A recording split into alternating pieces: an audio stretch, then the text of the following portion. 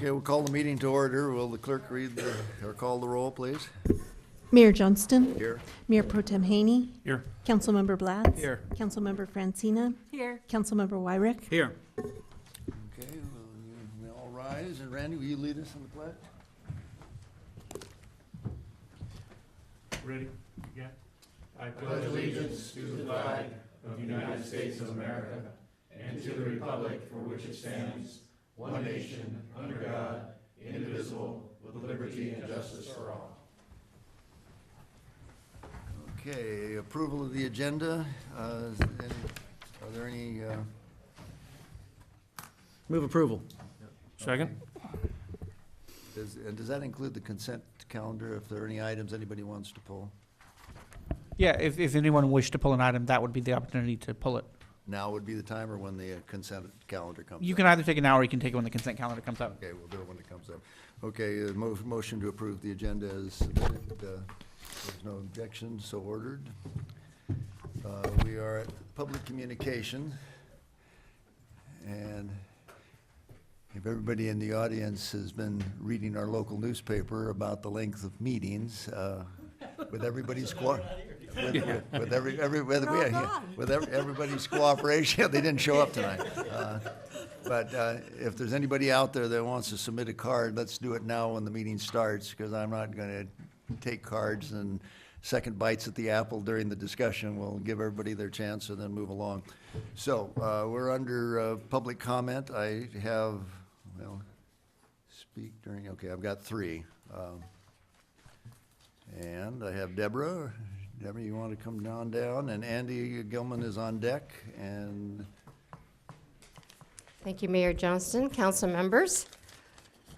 So, we have a media headline. It's by Chris Clark, and it's dated September 2013. And the headline is 7 of the best stargazing spots in Ventura County. And where was number 6? Yes. Ojai.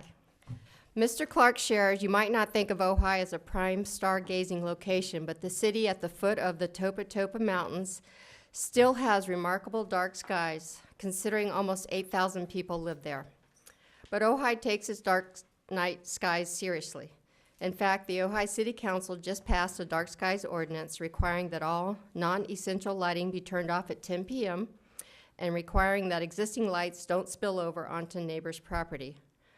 Ojai offers you the best chance of seeing the Milky Way of just about any similarly sized town in Southern California. Now, we know that Ojai already had an ordinance on the books, and we already asked people to turn off their non-essential lighting at 10 p.m., and they couldn't spill your light over into the neighbor's property. The updated ordinance improved upon that, and we've just learned there's lots more room for improvement.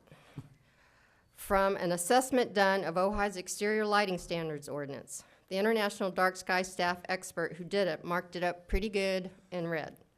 So that's just a bit of heads up coming along here.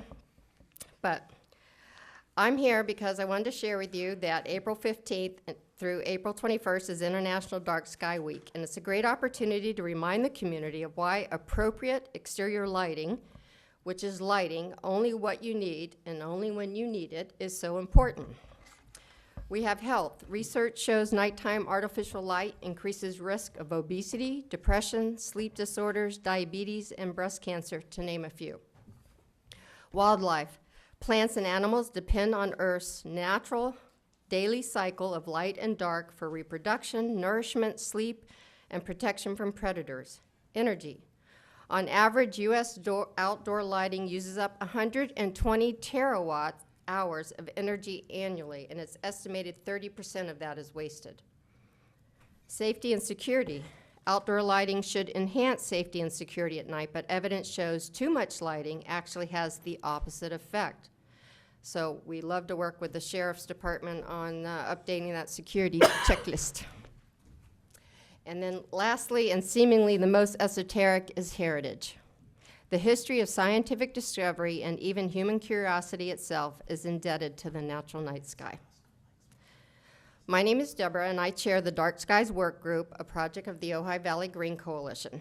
We'll have a booth at the upcoming Earth Day celebration in Libby Park, which is Saturday, April 21st, 11 a.m. to 4 p.m., to share more information and perspective on the dark skies movement, along with Thatcher School astronomy students who are keeping nightlight measurements data for us. Okay, and your So- stoplight has come on. We'll be there, and we hope to see you there. And for more information, visit darksky.org. Thank you. Okay, Andy. And Severo, you're on deck. Thanks for having me again. So I want to say one more time that, we've had many Ojai Chautauqua panels on many subjects, and it was in November of last year that some of you were there and Mayor Johnston was on the panel, that we saw a real change in what we were doing. So it wasn't just sort of theoretical, it became very practical. And that momentum is carrying through the fire into movements by businesses about how to promote the city in all of its fullness. So it's been a big change. So this Sunday, we're having a panel on water, you know that, and Councilman Wyrick's on the panel. Last night, we had a sort of pre-panel conversation, and it's going to be extremely lively, I will say that. But I think it's going to be critically important, and I believe that the Chautauqua is moving more in the area of that this information is going to turn into a kind of an action. Not that we have a position about what that action is, but that you get everybody in the same room, and that action will precipitate from that. So that's what we saw. And I know some of you are going, and there are county people going, and the press going, and we think that this is going to be a vehicle that will help to decide the future of Ojai's water. I deeply believe that. We're planning 8 more Ojai-focused events in the coming, let's say, 6 months or so. That would be housing, tourism among the subject, air quality, the unincorporated valley, and our changing population. All things you have talked about and you know about and that you're all working on. So again, I said this to you 2 weeks ago, and I want to say it one more time. I want to partner with you so that the events can be free. And for the events to be free, we need some minimal sponsors. And so that could be simply, $500, $1,000. We get them from local people. That can allow everybody to go and to hear it. So I want you to take this opportunity to get everybody into the same room to help decide these important subjects. I appreciate your time. Thanks. Thank you. Severo?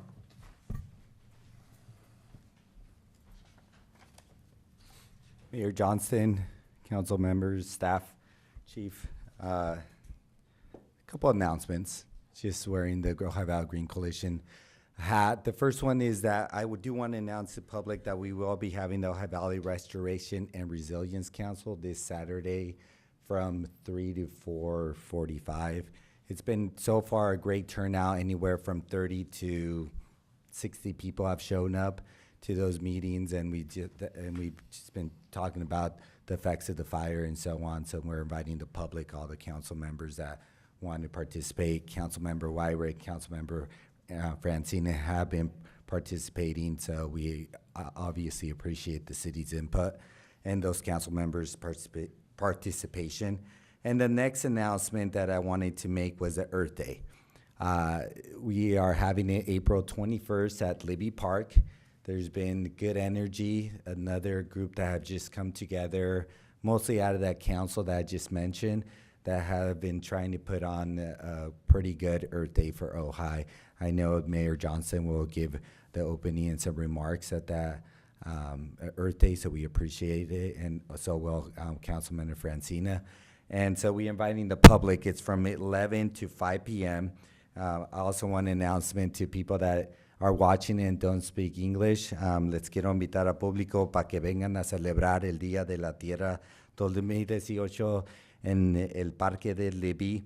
Va a ser a las 11 a 5. Para si están interesados, vamos a tener muchísimos eventos y nomás cosillas que podemos hacer para los niños y familia. Vamos a tener comida, etcétera. Si gustan ir, otra vez es a las 11 y se termina a las 5. So I also want to invite everybody that's listening to us. So thank you guys. Thank you, Mayor Severo. Johnston, quick comment, if I may. Bill? Is it okay for us to ask as a council that the outdated leaf blower posts come off the Channel 10 stream? Stuff like, that stuff that's, months old now. And maybe we put some Earth Day posts up there on the Channel 10? This very ad. Okay, yes, could we do that? And we could put it in English and Spanish. We have it in Spanish. Is that okay? Sure, if we could You get the can- information, we'll get them Susan, from the you can work organizers. with- First thing in the morning. Okay, thank you. Both languages, yeah. Thank you. Okay. Good idea. Consent calendar. Do we have any? Move to approve? I would like to pull one, and that is number, I think it's G. Is that the trolleys? The trolley Yeah. is Oh, I just have that right here. H. Or H, is it? Yeah. No, E. Isn't that? E? It's- Unless I got a new agenda, purchase of 2 new trolleys. yeah. Okay, I'd like to pull that for discussion. If there's none other, we have a motion to approve the consent calendar. So Second. moved. Moved and seconded. No- Second. No objection. Sorry, man. Sorry. No problem. Yeah, they were- I didn't know if you wanted me to read, move to approve C, D, F, G, H, I, and J, and to discuss E at your, That's right, okay, as a co-sponsor of the bill, thank you. There you go. Okay, if there's no objection, so ordered. The reason I asked for E to be pulled off, not to change anything that's on here, but to raise the question, I didn't see anything in there about evaluation with this, you're looking puzzled. You ready?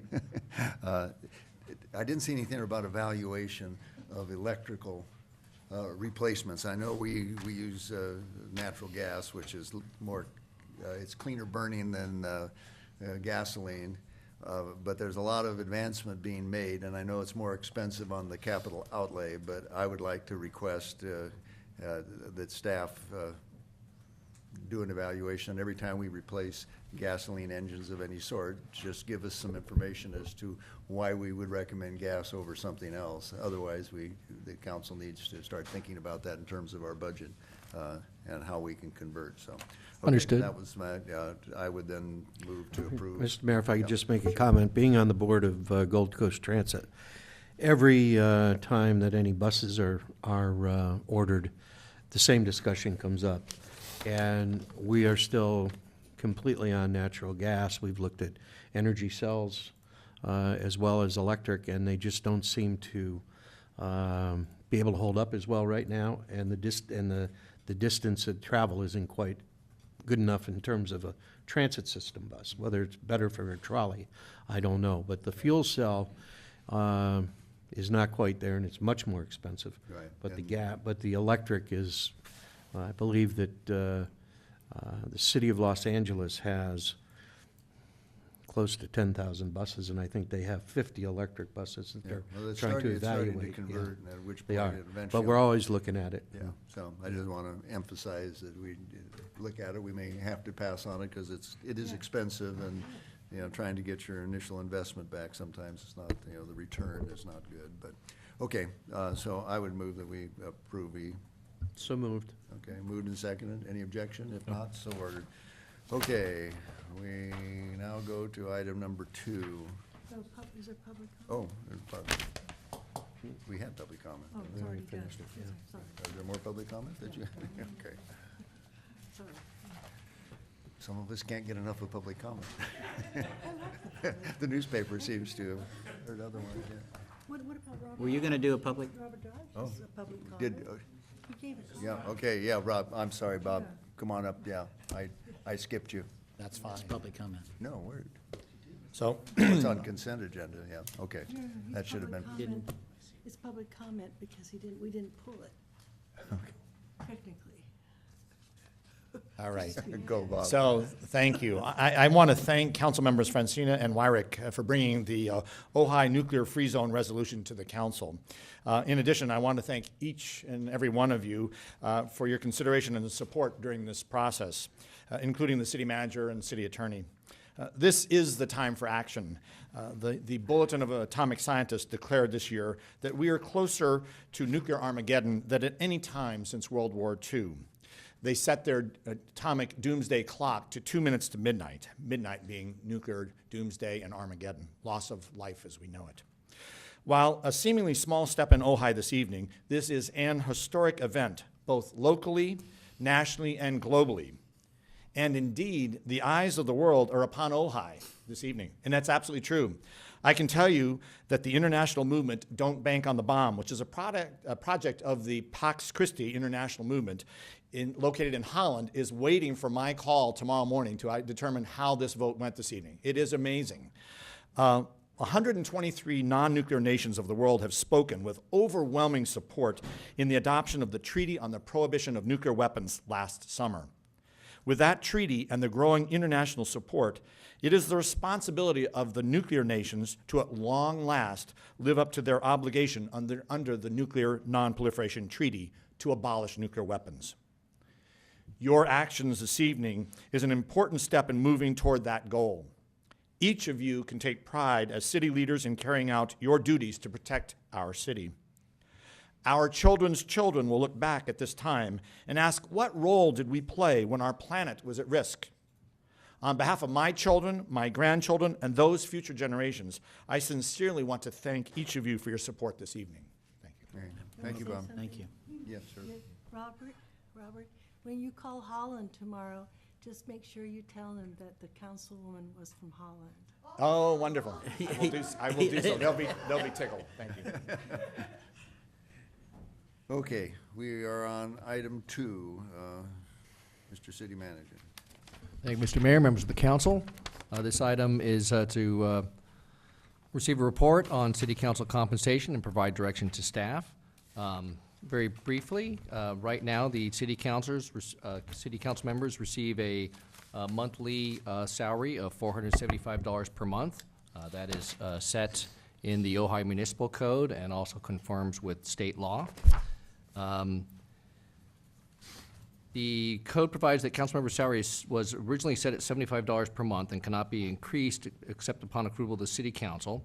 The council had taken previous action to raise that from 75 to the current 475. The government code provides that the base salary can be increased by an amount not exceeding 5% per each subsequent year. Therefore, under that formula, the city council has the option to increase its pay up to as much as $760 per month. To do that would require introduction and adoption of an ordinance. Any change to the salary amount would not take place until after the next election when new council members are seated, and then would apply to all members who are sitting on the council at that time and then going forward. The city council does not need to make any change in their pay if they do not wish to. You could also choose to set it at a level in between the current 475 and the maximum allowable by law of $760 per month. Or, as again, you could keep it at the current level, and that would not require any change, just simply direction to staff to keep it at that level.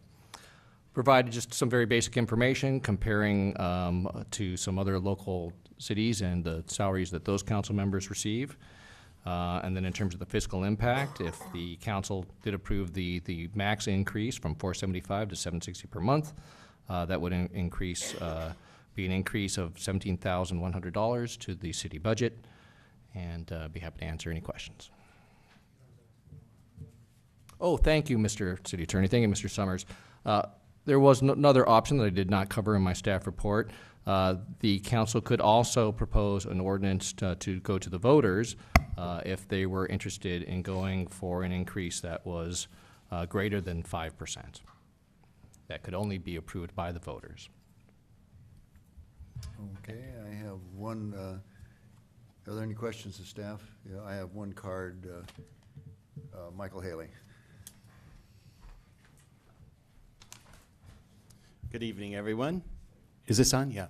I think you should raise your salaries. I mean, I think it's too low. It's ridiculous. If you're doing your job right, which I know all of you well enough to know how hard you're working, it's practically a full-time job. And the biggest problem is that there's probably a lot of people in Ojai that would want to serve on the council, and they can't afford to do it.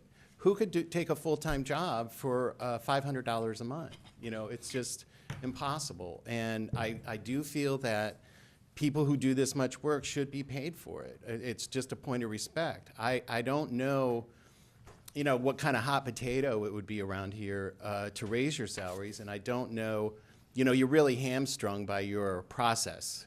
It has got to go to the voters to change it, which is will be very difficult. But I know that in the city of Napa, the city council people make about $2,000 a month. The mayor makes $40,000 a year.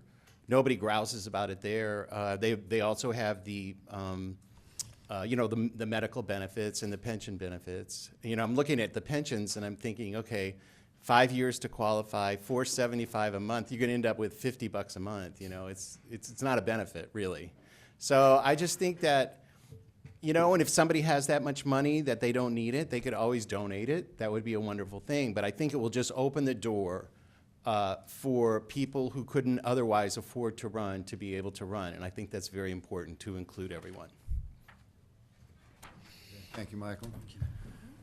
Okay, I don't have any other cards open for discussion amongst the council. I have something to say and I have a question too. Well, I would like to echo what Michael Haley said, that adequate compensation helps to assure diversity on the council. Without adequate compensation, it's very difficult. It would be a hardship for the average person if you want different ages, different economic type, if you want real diversity, I think it would be appropriate to do the 5%, the legal 5% increase. But my question is this, I just want to be clear. Did you say that we can do the 5% increase without a vote, or does any increase have to go to a vote to the public? Just want to be clear. Under the government code, specifically section 36516, City Council can approve up to that 5% per year, since the number of years previously increased, $760 per month without voter approval. Higher than that requires voter approval. And in all cases, it doesn't take effect until there's an election. Okay, that sounds good. Thank you. Would you like to make a motion? Oh, sure. I'll make a motion to do the 5% increase for each year from 2006 to 2018. That's 12 years. That's all I need to say? Is that adequate motion? Okay. And that will take effect after the next election. And I also want to add what Michael Haley said. If a council member doesn't need the money, they can either turn it down, right? They don't have to take it, or That's they can correct. donate the funds. That's correct. Okay. Just some clarification on the motion. Staff's interpretation would be then you're giving direction to staff to prepare an ordinance, bring that back to City Council, going for the maximum allowed up to $760 per month, if I understand the motion. Yes, thank you. I will second that motion. Okay, it's moved and seconded. Discussion. Mr. Mayor, I just have one comment. I don't know whether $200 a month is going to add to the diversity on the council.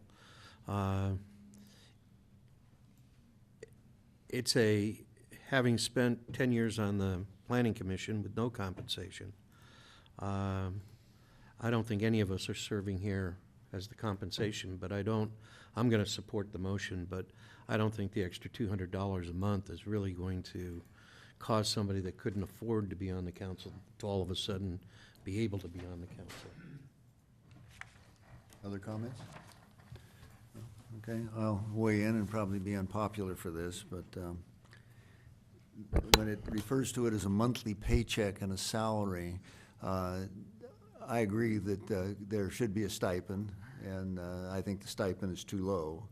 But we are not employees in the same sense, and it is a city manager form of government. And if the manager and the staff are doing their job, we should be having shorter meetings, in my view, and a lot less work. So when we talk about paying into pension plans, additional cost above this, and nobody, I would hope that nobody would be on council so long that they'd qualify for a pension around here, but it's possible. We have lifetime medical that has been modified, but we have deficits that are still running on that. We have $30,000 in life insurance. These are the kinds of benefits that are given to full-time employees. And so I think we're a little bit off the track, not so much on what's being proposed tonight, the 5%, and as Paul said, that's not going to make a difference in the diversity, and it's certainly not enough to encourage or discourage, but it's obviously not too much for what's expected of the council. But when you think of the number of people who do serve voluntarily in this community and on the commissions and they're not paid, at what point do we, I think this is a matter that should be deferred to our budget workshop that's coming up. and take it as a whole and talk about how we're going to do it, and possibly even raise it higher than what we're talking about tonight. So anyway, that's my view. Other comments? I have another question for the city attorney. Is the reason for bringing it up now because it has to be before the November election?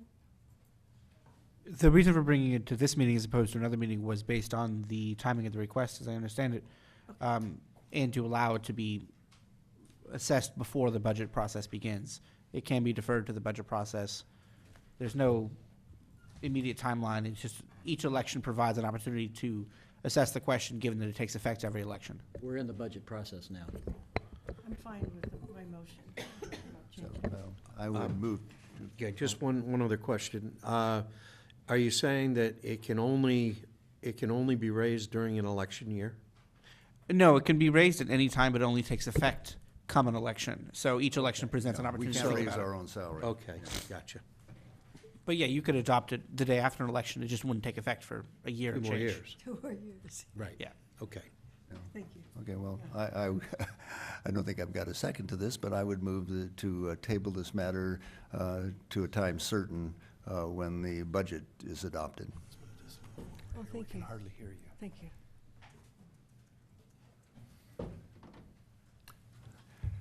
Well, I don't hear an echo and I don't hear a second, so that's, let's move on. If there's no further comment, will the clerk call the roll? Mayor Pro Tem Haney, Yes. Councilmember Blatz, Yes.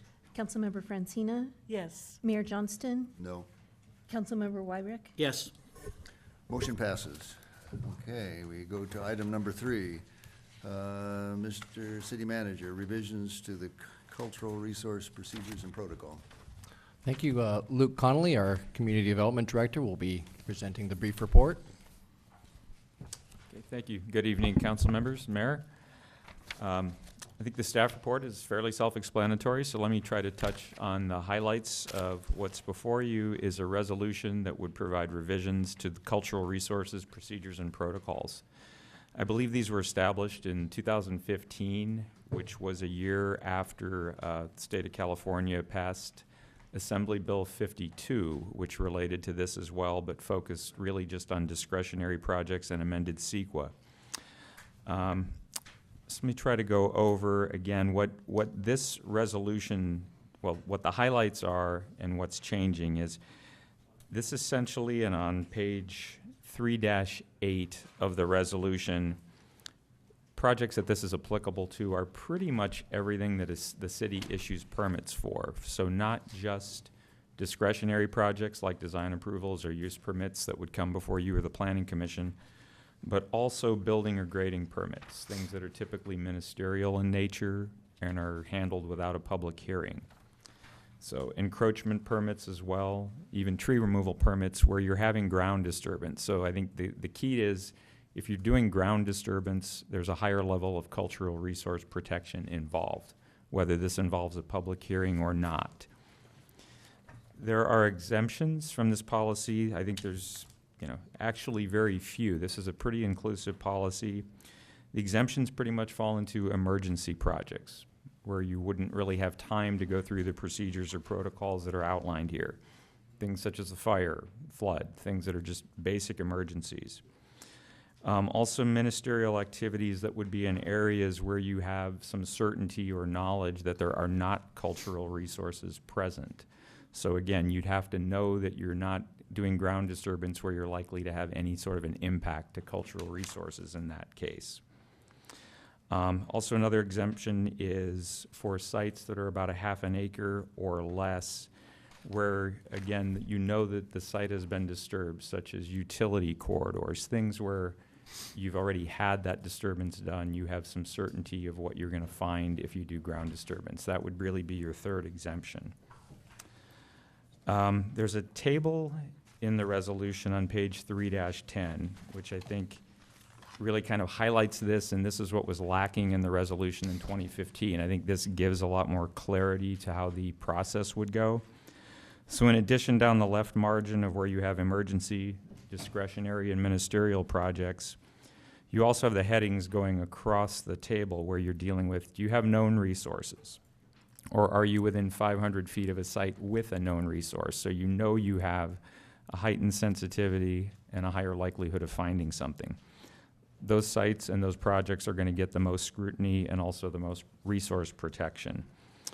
You have a second column there where it's essentially you don't know enough information. There's possibly going to be resources on a site, but you don't have certainty. Typically, studies have not been done to give you enough detail to know what you're getting into.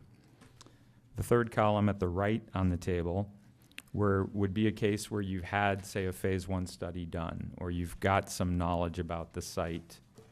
Excuse me, sir, question? Are you on, you're on 310, correct? 310, bottom half of the page on table 1, correct.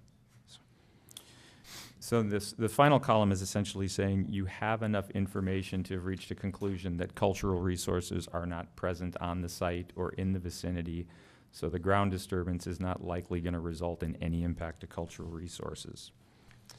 And as you look in the table again, it's essentially reinforcing what was before not as well defined, or a lot of times the language in the existing resolution uses words like may rather than required to. So you're adding clarity and you're tightening up the resource protections here. And again, typically up until about 2014, these resource protections really were only afforded to discretionary projects. So this is going well beyond that in a sense that every type of a permit the city could issue, public works, planning, building. If there's uncertainty or a likelihood that you could have an impact to a cultural resource, you have a higher level of protection through this. So again, this is modifying something that went in 2015. It's not an entirely new process. It's just adding clarity and more structure to the process that's a few years old at this point. Don't really have a lot else to add. I'm sure there's going to be questions and discussion on this, so I'd be happy to answer any questions as we go along. Questions, Steph? Sure. Bill? Mayor Johnston, real quick, one of the advantages of having you on board is you come from other jurisdictions, have experience with other jurisdictions. Could you kind of give us some sense of how this compares to what other jurisdictions have done along these lines that you're aware of in the state of California? I certainly haven't surveyed all the jurisdictions, but I know in Monterey County, this was a big issue. We wrestled with it quite a bit. We had not gone beyond subjecting things that were required per AB 52, so discretionary projects only. Ministerial projects, things that we're talking about here like building permits, encroachment permits, smaller projects like that, would not have involved any consultation. So it was essentially your threshold is it discretionary and is it subject to CEQA? If it didn't meet both of those tests, that was the end of things. And I think that's largely pretty typical. There may be some other cities or counties who are moving more towards this. My sense is that you're really on the cutting edge of putting protections in place. I think even the resolution you had was going well beyond what most communities were doing. Okay. Thank you. So that's my sense. Other questions? Nope. None? Well, Lucas, No.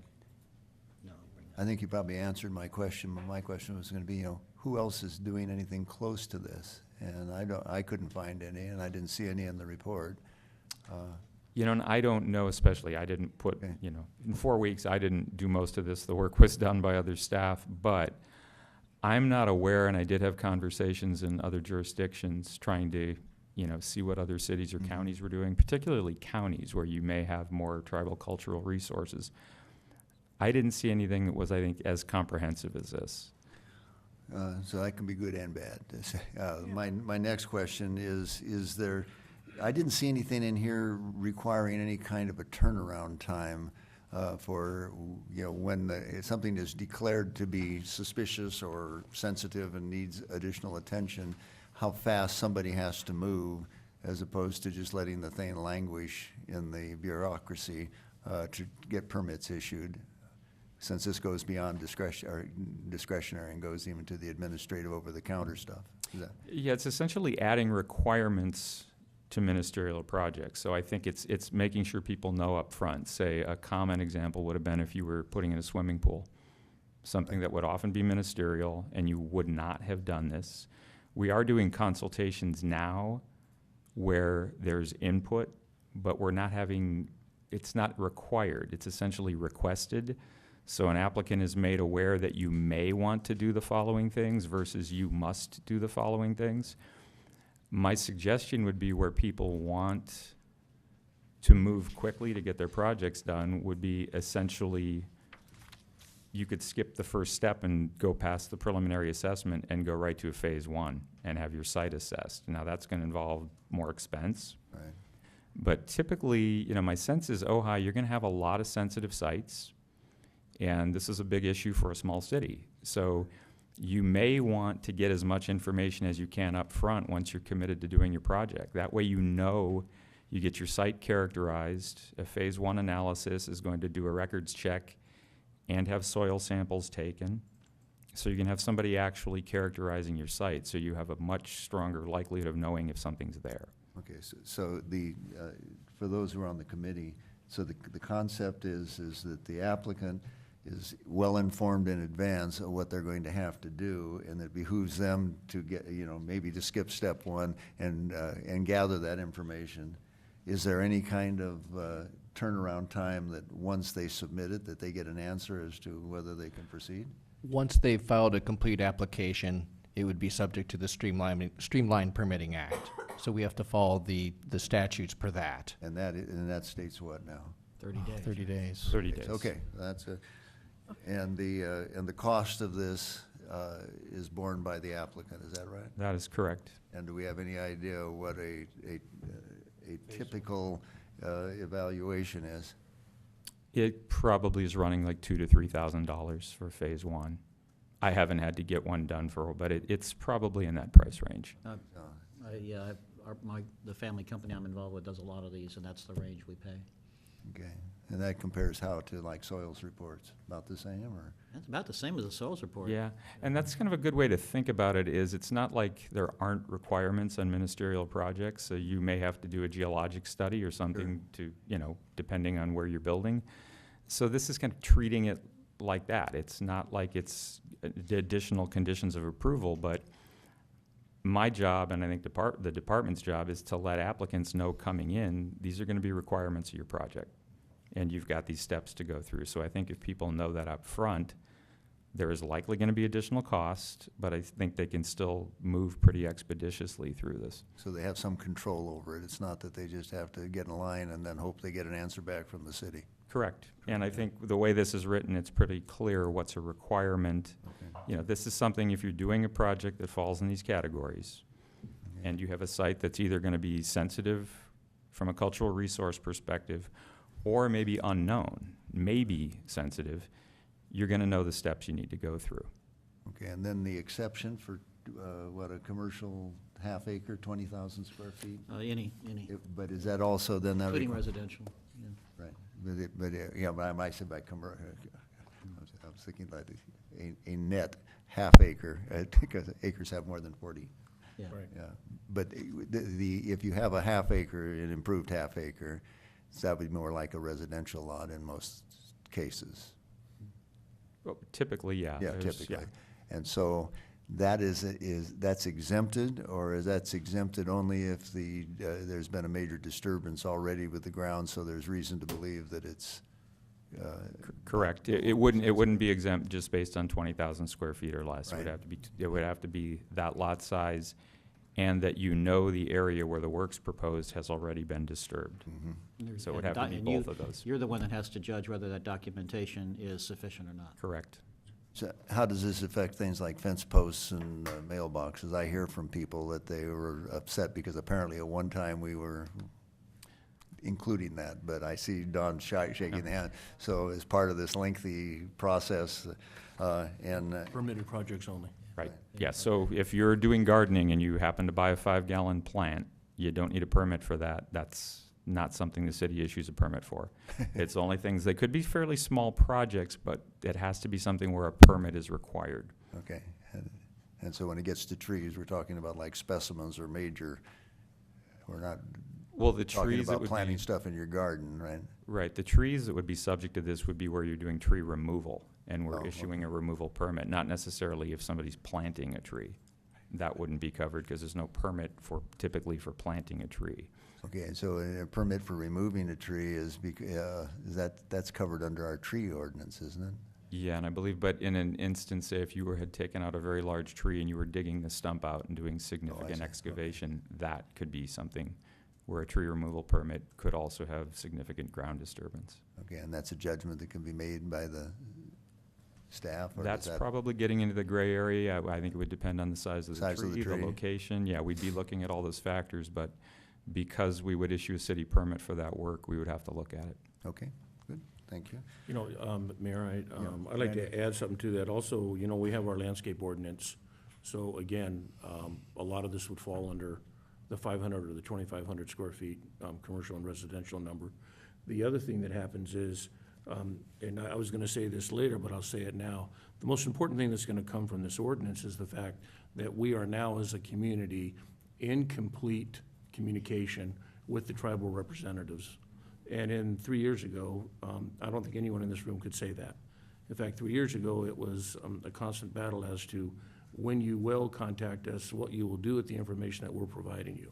So there's the win there for that. The other thing is, once we gather this information and we have it on record, for instance, I just pulled a large permit for a retaining wall in Santa Barbara. In the review process on the very first interview, they went through and identified any known sorts that were close to that site. They do that on the front end, which I think is something that we could do also. Whether it needs a PAW, whether it needs a phase one, any of that, the most important thing is on the front end, you're gonna have information that we haven't had in this community in a long time at your fingertips, and I think that's the win also. No, and if I could add, I think that's really true. As a lot of communities, what does help is as you're taking the information in, you have that, you're mapping it, so you know where things are. You can characterize how important the resources are, and it saves a lot of time down the road. I mean, one nice thing about resources like this is they're not changing. This isn't like dealing with traffic. Right. So once you get the information, it's valid for a while. Well, and then finally, ultimately, the decision-making process lies in the CDD director. So as much information that he can have on hand is a benefit to the community. So it is gonna empower him or her to make the best decisions moving forward, so. Okay, thank you. I've got 3 or 4, anybody on the council still want to ask any questions? I have questions. I'm probably going to save them after public comment. Okay. But my underlying question is this. At the last meeting where we discussed this, there was, it seemed like consensus. We agreed on certain things. And so what we have here tonight should be based on that, on those agreements, right? Nothing. Well, it seemed like that the ad hoc committee is no longer in complete agreement. So I'll wait to hear from the members. The ad hoc committee is Randy and I. I thought that included members of the public. Well, it's part No, of the no, stakeholders, council- but the yeah. committee itself was Randy and I. Right. Okay, then I'm And because there was some difference of opinion, it was referred to the ad hoc committee, and I don't believe we had any agreement at this level. This is the first time we're seeing the final final, product, or what right. is hopefully the final product. That's correct. Okay, wait then okay. to hear from the I have 5 cards here. Don, would you like to kick it off?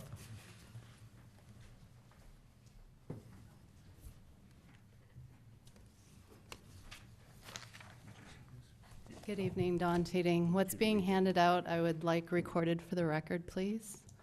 It has been a while since we met on this matter. It was January 23rd, and I think the administrative report does a good job outlining the matter at hand, but I'd like to read just to go back to refresh our memory of where we left off. The minutes read, it was moved by the Mayor Pro Tem Haney and seconded by Council Member Wyrick to accept the report from the City Council Ad Hoc Cultural Resource Committee and to direct staff to draft a resolution based on the report's attachments of a cultural resources review matrix, flow chart, and process improvement guidelines. It was further moved to accept the addendums provided by council members Wyrick and Haney as per their work with the ad hoc committee, and to change the proposed proximity requirement to a known site from 300 radius to 500-foot radius from the perimeter of parcels containing known sites. It was further moved to include an archaeologist and representatives of the Barbareño-Ventureño Band of Mission Indians in a cultural resource advisory group, and it was further moved to return the draft resolution to City Council at its March 13th meeting, and to make the draft available for public viewing no later than 10 days prior to the meeting. So that is an excerpt from the minutes. So now we're here today. On March 2nd, a proposed resolution was posted for public inspection. And it did not go forward to a March 13th meeting, and instead we have a change document before us. Attachment B of the administrative report is a track changes document that shows red line changes from the proposed resolution that had been posted for public inspection. The tribe was not apprised of these changes, and no rationale is provided for the changes in the administrative report. The red line changes are internally inconsistent, ambiguous, and contain changes from the matrix that was presented before the council. The changes change the language very quickly, change the language, definitions, change existing PAW procedures for the preliminary archaeological assessment. Those have changed. Definitions are incorrect. New ambiguous language was added, and the change document does not appear to consider the tribe's suggested March 4th edits that were made to make the document internally consistent. In summary, I want to move forward as much as I think all of you do. I urge you to adopt a resolution that is consistent with the work of the ad hoc committee recommendations and your January 23rd direction. I recommend rejecting these red line changes outlined in Attachment B of the administrative report and adopting the unchanged text in the red line version and incorporating the edits provided on March 4th for clarity and consistency. Thank you. Thank you. Julie?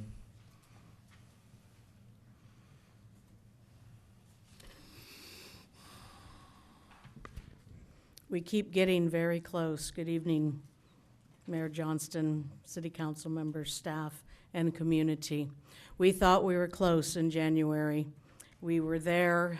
You approved to draft the resolution, and it came back with a completely different version. And I don't really want to say much more. I mean, there's questions that I hope you ask that we can clarify, or somebody can clarify, as to why those changes came about in such a drastic way.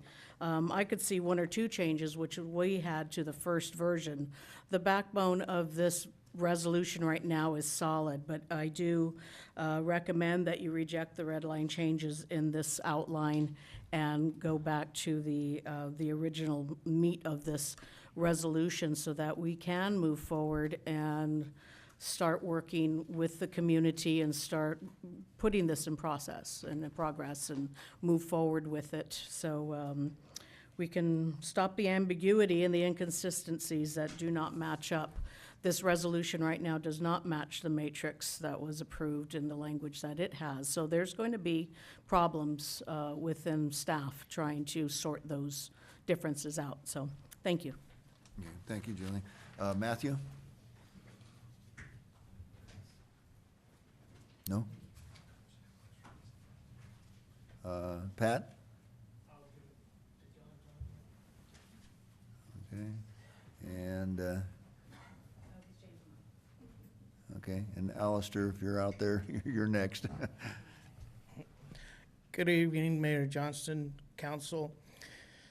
You guys heard my story before about the preservation and protection of cultural resources within this valley and how important it is to, try to keep the ancestral history alive within this valley so that we can pass it on to our children and other people who really like this valley as it is and as it stands. And it's up to you guys to see that.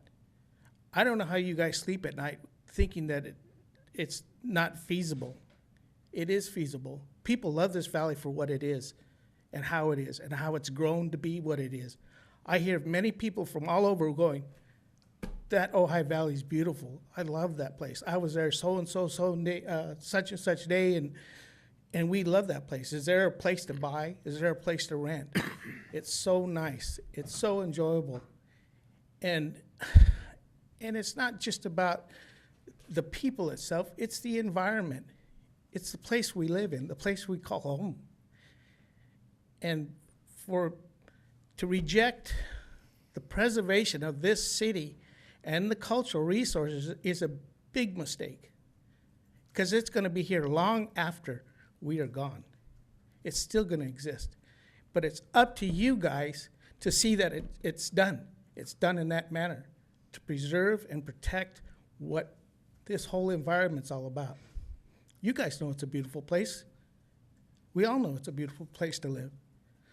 So I hope that you guys do the right thing and sleep well at night.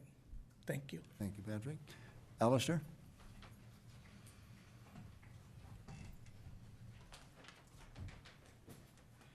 Good evening, Mayor Johnson and members of the council. My name is Alistair Coyne, longtime Ojai resident. Tonight you can bring this multi-year effort to a satisfactory conclusion. The council meeting on January the 23rd was a momentous step.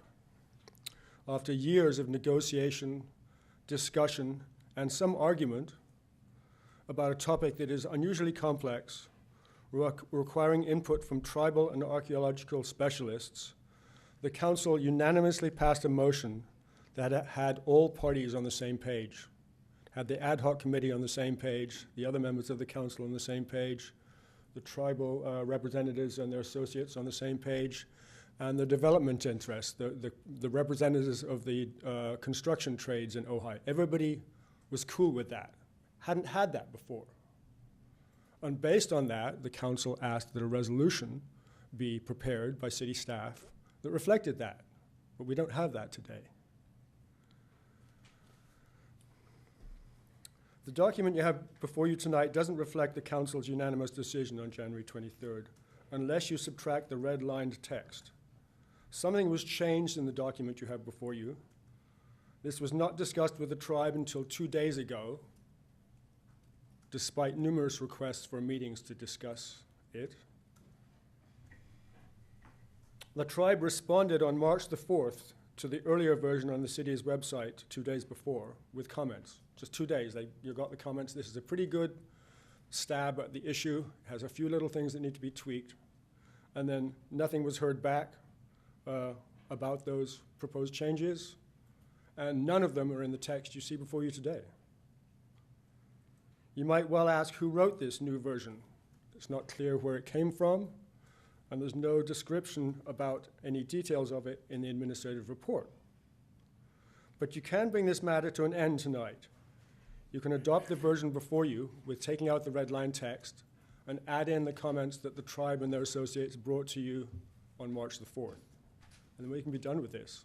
We can go on with actually protecting cultural resources and not have to keep coming back here. Thank you very much. I would just add a couple of things to the comments that were made before. Ojai Valley is different from everywhere else in California. It's the most culturally sensitive area. The whole valley has been described as a culturally sensitive area. It doesn't match anywhere else. It doesn't match Malibu. It doesn't match Santa Barbara. It's distinct in that. That's why we have to be more careful and more detailed than others in protecting that heritage. Besides which, the Ojai General Plan has committed us to protecting cultural resources for decades, but there's never been any steps to make that happen. So tonight, we hope you make that happen. Thank you. Thank you, Alistair. Okay, those are all the cards I have. Back to the council now for conversation, deliberation. Mayor Johnson, if that's, Bill. I'll be recognized. Paul, did you want to go first? I just have questions. I don't have a comment yet. I do have a letter here that was asked to be read into the record. I don't know, I'll let Randy, you want to read it? That a person was unable City of to be- Ojai, City Council meeting April 10th, 2018, Cultural Resource Resolution for the record, and this is from Andrew Stase. Do it once, do it right. It's a nice motto. Council members, due to other commitments, I could not attend tonight's meeting, and thank you for reading this into the record. I thank you for the opportunity to have participated with the Cultural Resource Ad Hoc Committee. The protection of our cultural resources is very important public policy now and moving forward. There is so much to learn and appreciate about our rich Chumash history, as well as the history of the valley to date. As all the ad hoc committee participants have come to realize, the process of developing effective public policy within the context of city and state guidelines is weighted and complex. I have read the proposed resolution and believe the important goals of protecting cultural resources have primarily been met. All the participants and the city staff should be applauded for their efforts. There are a number of issues that have and could be debated. However, the elasticity of the resolution format, further deliberations and study will allow for further tweaking of the policy as necessary. The resolution will allow the city to build on future findings and information. After years of considerations, you have a well-crafted resolution before you that effectively protects cultural resources in balance of societal needs within the public and private sector. To that end, I recommend that you do not move the goalposts any further at this juncture and that you adopt this resolution. Thank you for your consideration, Andrew Stassi. Mr. Mayor, just a question. Does anyone know if Mr. Stassi is referring to the red line version? Do we know? Okay. I just have a question. Well, all I can say is that I believe he was familiar with what's being proposed for adoption, which would be the red line version. Okay. I've got a question, and I don't know whether it should be directed to the two of you as part of the ad hoc committee or Matt. But the red line, explain to me the legislative intent of the red lines. Are they to be technical corrections, or are they procedural changes?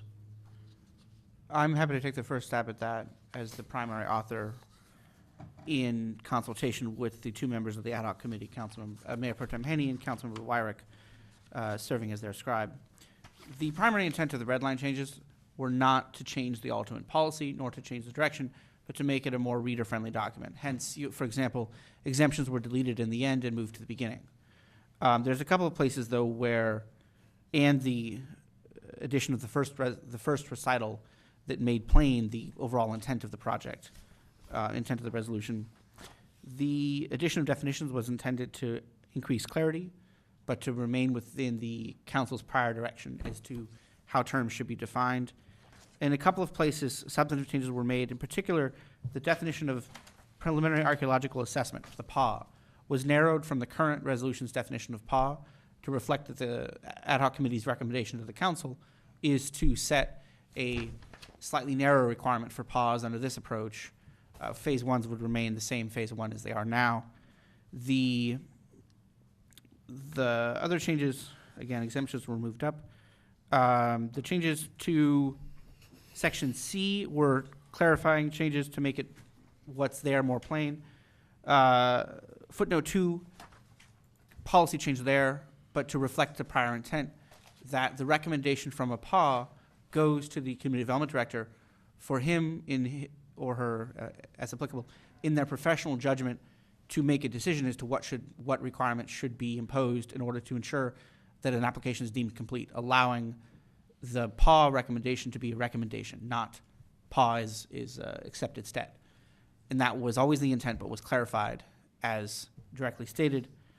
And lastly, to clarify, for parcels on or within 500 feet of a known site, and this is in footnote 3 to the table, that it would be measured from the nearest property line of a parcel containing all or a portion of a known resource to the boundary line of the project's area of work. So if you had, say, a parcel with a known site, then, or a portion of a known site, measuring 500 feet out from the edge of that parcel would define the area that is subject to those heightened standards, not necessarily 500 feet from that parcel line to another parcel, but then really another 1,000 feet or 2,000 feet beyond on the other end of that parcel.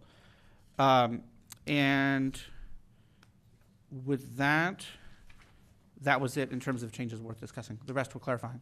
So the overall intent was not to change the intent, but to make the existing intent more plain. I'd like to expand on that. And just a couple preliminary comments, and then I'll be specific. Number one, it's a resolution.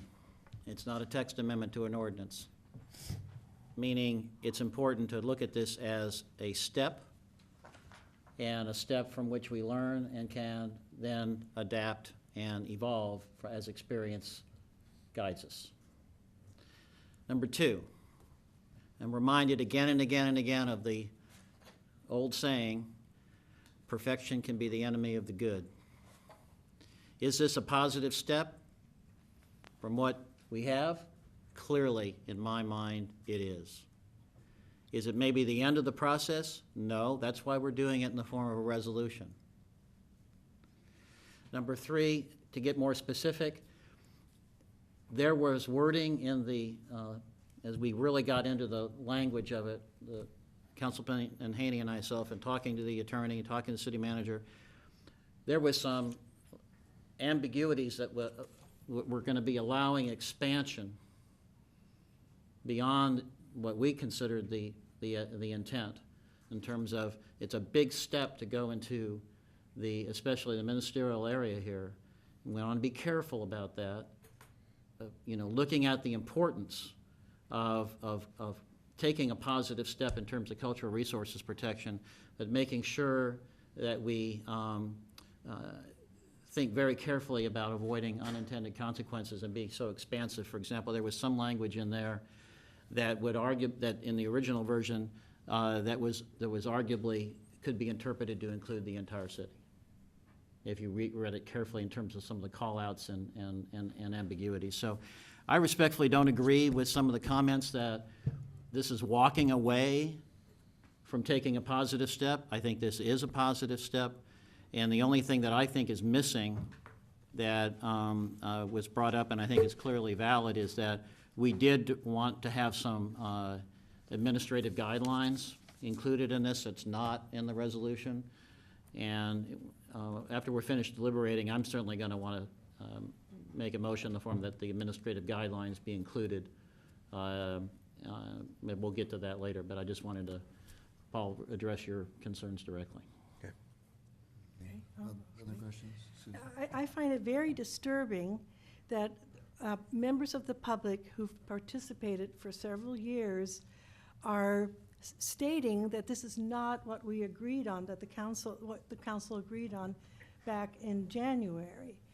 And it just seems like there are a lot of questions have been raised. I would like to lay this to rest as much as the next person. But your argument that this is a step in the right direction cuts both ways. It would still be a step in the right direction if we deleted what the tribal elders, whose opinion I highly respect, and what Alistair Coyne pointed out, very long time Ojai resident. I feel that they are the true experts in this area, and why not do what they're recommending? I mean, to that end, I would make a motion. My motion would be to reject the red line changes outlined in attachment B, which is the resolution of the administrative report, and adopting the unchanged text in the red line version and incorporating the edits provided on March 4th for clarity and consistency. I don't understand why we couldn't make that the step in the right direction. I don't understand where a lot of this, I mean, it was explained, but it's just confusing. You made a motion, so I'd Yeah. like to respond, but I think protocol Okay. means that we should wait for a second before we Okay. discuss. Do we have a second to that motion? I'll second it for discussion. Thank you. And my comment is that I think that the problem with eliminating the red line edits, and why I would not support that, is it allows some much more greater potential for some unintended expansion beyond original intent, much more impact on ministerial permits than we originally intended.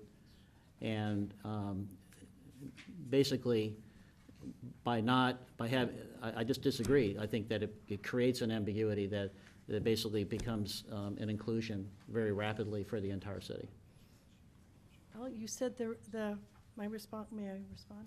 You said the resolution it was said is, alas, if there are, I mean, there's going to be unintended consequences both ways. Right. And I would rather err on protecting our heritage, and especially since it's had so little protection in the past. You know, we have to make up for that. And I just rather err on having a very well-defined incremental step than a broad step. But That's is- an overly broad step initially, that's all I'm saying. It's just a philosophical difference. All right. Mr. Mayor, Paul?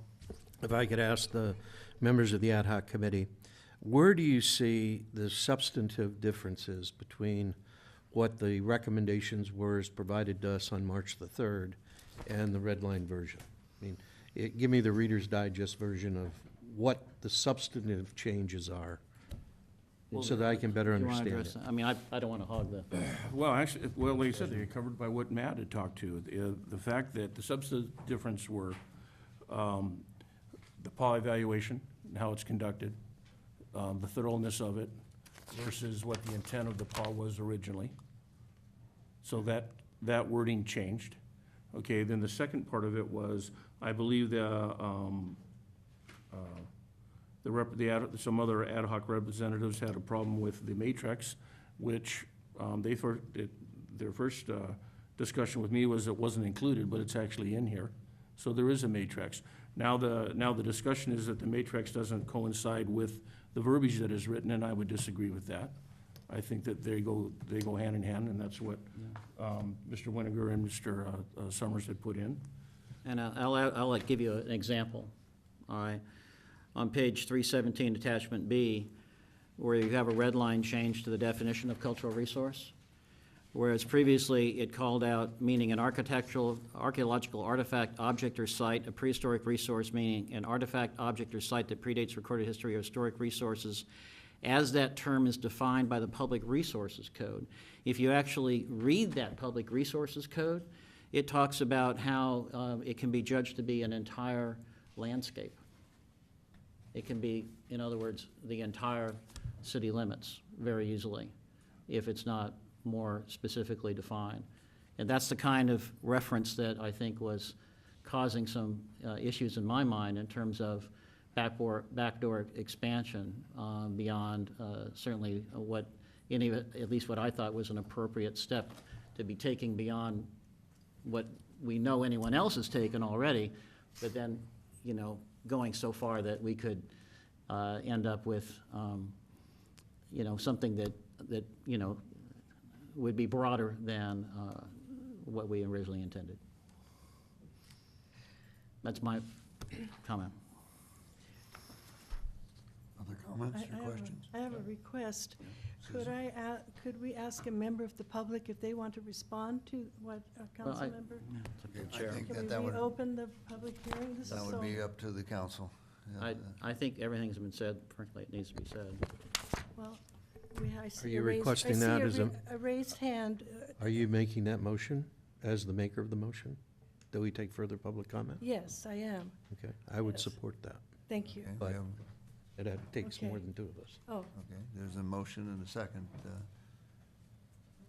will you support the members of the public wanting to Well, speak? we have to vote on the motion. What, right, okay. You have to have a motion to reopen the public hearing? Yeah.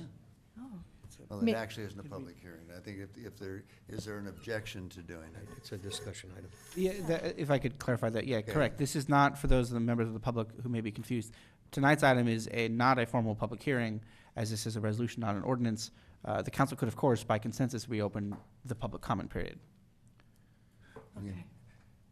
The only reluctance I have to doing that, and it's not on this particular issue, but reading the Ojai Valley News and the length of meetings, we have a habit of, bringing it back to council and then reopening and then bringing it back and then reopening. It's fine if we had an opportunity for comment. If there's someone who has an answer to something, Yes, not to that's what- debate it. That's but- what I'm asking. And is so why for a don't we ask response. the committee and the city attorney first, as Paul did, and then if that's not satisfactory and we need more information, then we could consider reopening it. And we're doing great time-wise, better than ever. Right, we had and we're no- gonna keep it that way, but to we had the best of my We ability. did not have a 1-hour presentation. Okay, the question is what? And then we'll find out if we have resources here amongst the, Well, Councilmember Wyrick, I'm not an expert in this area. Councilmember Wyrick made statements that I don't know if they're accurate. So I would like another opinion, like going, well, yeah, but that would be another opinion other than Councilman Wyrick's opinion. yes, I would But we're not like to gonna- be well-educated before I vote. So I'm requesting, Well, again, the idea was maybe to see if the city attorney had a comment of by whether. now, we could have finished it. I'm happy to provide some clarity on what the law requires. Okay, Okay. Thank you. the question is what? As I understand the question, it was to respond to the comment just made regarding the scope of the definition of cultural resource. I think that's where the council. He said something members' about it comments. could involve the whole city. As definite, as defined by the Public Resources Code. It's a very expansive definition. I'm happy to clarify that. So the issue is on page 317, under section 2, cultural resource. The prior definition referred back to define cultural resource as one of 4 things: archaeological resource, prehistoric resource, historic resource, or tribal cultural resource. And for historic resource and tribal cultural resource, both of those terms referred back to existing definitions in CEQA. In the Public Resources Code. In the Public Resources Code, yes. CEQA is a part of that. Prehistoric resource was as defined by Public Resources Code, section 21084.1. Paraphrasing that section, it defines a prehistoric resource as an artifact, object, or site that predates recorded this was historic resources. It's defined by Public Resources Code, section 21084.1. That section defines historic resource. Excuse me, where exactly are you now? On the same page? Yeah, I'm on page 317, definition of cultural resource. Historic resource was defined broadly, and if you'll bear with me a second, I'm happy to pull up the exact text. It was defined broadly and referred to 2 sections of the Public Resources Code. Correct. The first one would be Public Resources Code 21084.1, which defined historic resource quite broadly as a resource eligible for listing in the federal, state, and local historic registers, and a listing eligible for local landmark designation. The second definition at issue was Public Resources Code section 21074. And that just is a definition also out of CEQA for tribal cultural resource. And that definition is fairly broad. Bear with me one second. 2274. And that section defines, and this one I'll read for clarity. Public Resources Code 21074 defines tribal cultural resource as sites, features, places, cultural landscapes, sacred places, and objects with cultural value to a California Native American tribe that are either included or determined to be eligible for a state historic register listing, included in a local historic register, or a resource that is of significance to a California Native American tribe. Cultural landscape is included in the definition, and that was the section that was the raised concern for the members of the ad hoc committee. Thus, the proposal before you is to narrow the definition of cultural resource as used within the city of Ojai. We cannot narrow the state definition for projects subject to AB 52, subject to CEQA. For those projects, we would be following the state definition. Right. But for the other projects, for ministerial projects that are exempt from CEQA, and for discretionary projects that are exempt from CEQA, this proposal would apply a narrower definition, limiting cultural resource to archaeological, prehistoric, historic, or tribal cultural resource, as those terms are defined herein. So to simplify it, a little last comment, to simplify it, the state code provides a broad definition of those terms. And the proposal before you from the ad hoc committee is to narrow the definition as used in Ojai for all projects other than projects subject to CEQA. Right. May I add something just really quickly? Please do. The section that the city attorney was just referring to, that was added in 2014 as part of AB 52. Correct. So the whole concept of, and this was something a lot of people were wrestling with, what does it mean? Tribal cultural resources was essentially creating a new definition that went well beyond archaeology. And it could be very expansive, and I think a lot of people felt was fairly vaguely defined. So it could be landscape features like a mountain. It takes in a lot of things. The way I read what is before you tonight is really focusing on traditional cultural resources, archaeological resources, things you're finding in the ground that are affected by construction. The tribal cultural resources, it is very expansive, and it's fairly recent, and I think it's also tied to CEQA. What you're doing here is going well beyond CEQA. I think, like I said, this is dealing with ministerial projects, building permits, encroachment permits, all of that. So the definition I think the city attorney just touched on is one defined by the state and is far more expansive and is incredibly vague, to be honest. And hence my point. And my last comment, Mayor and Council, is that in each of the three definitions at issue in the proposal, historic resource, prehistoric resource, and archaeological resource, it's an object, artifact, or site.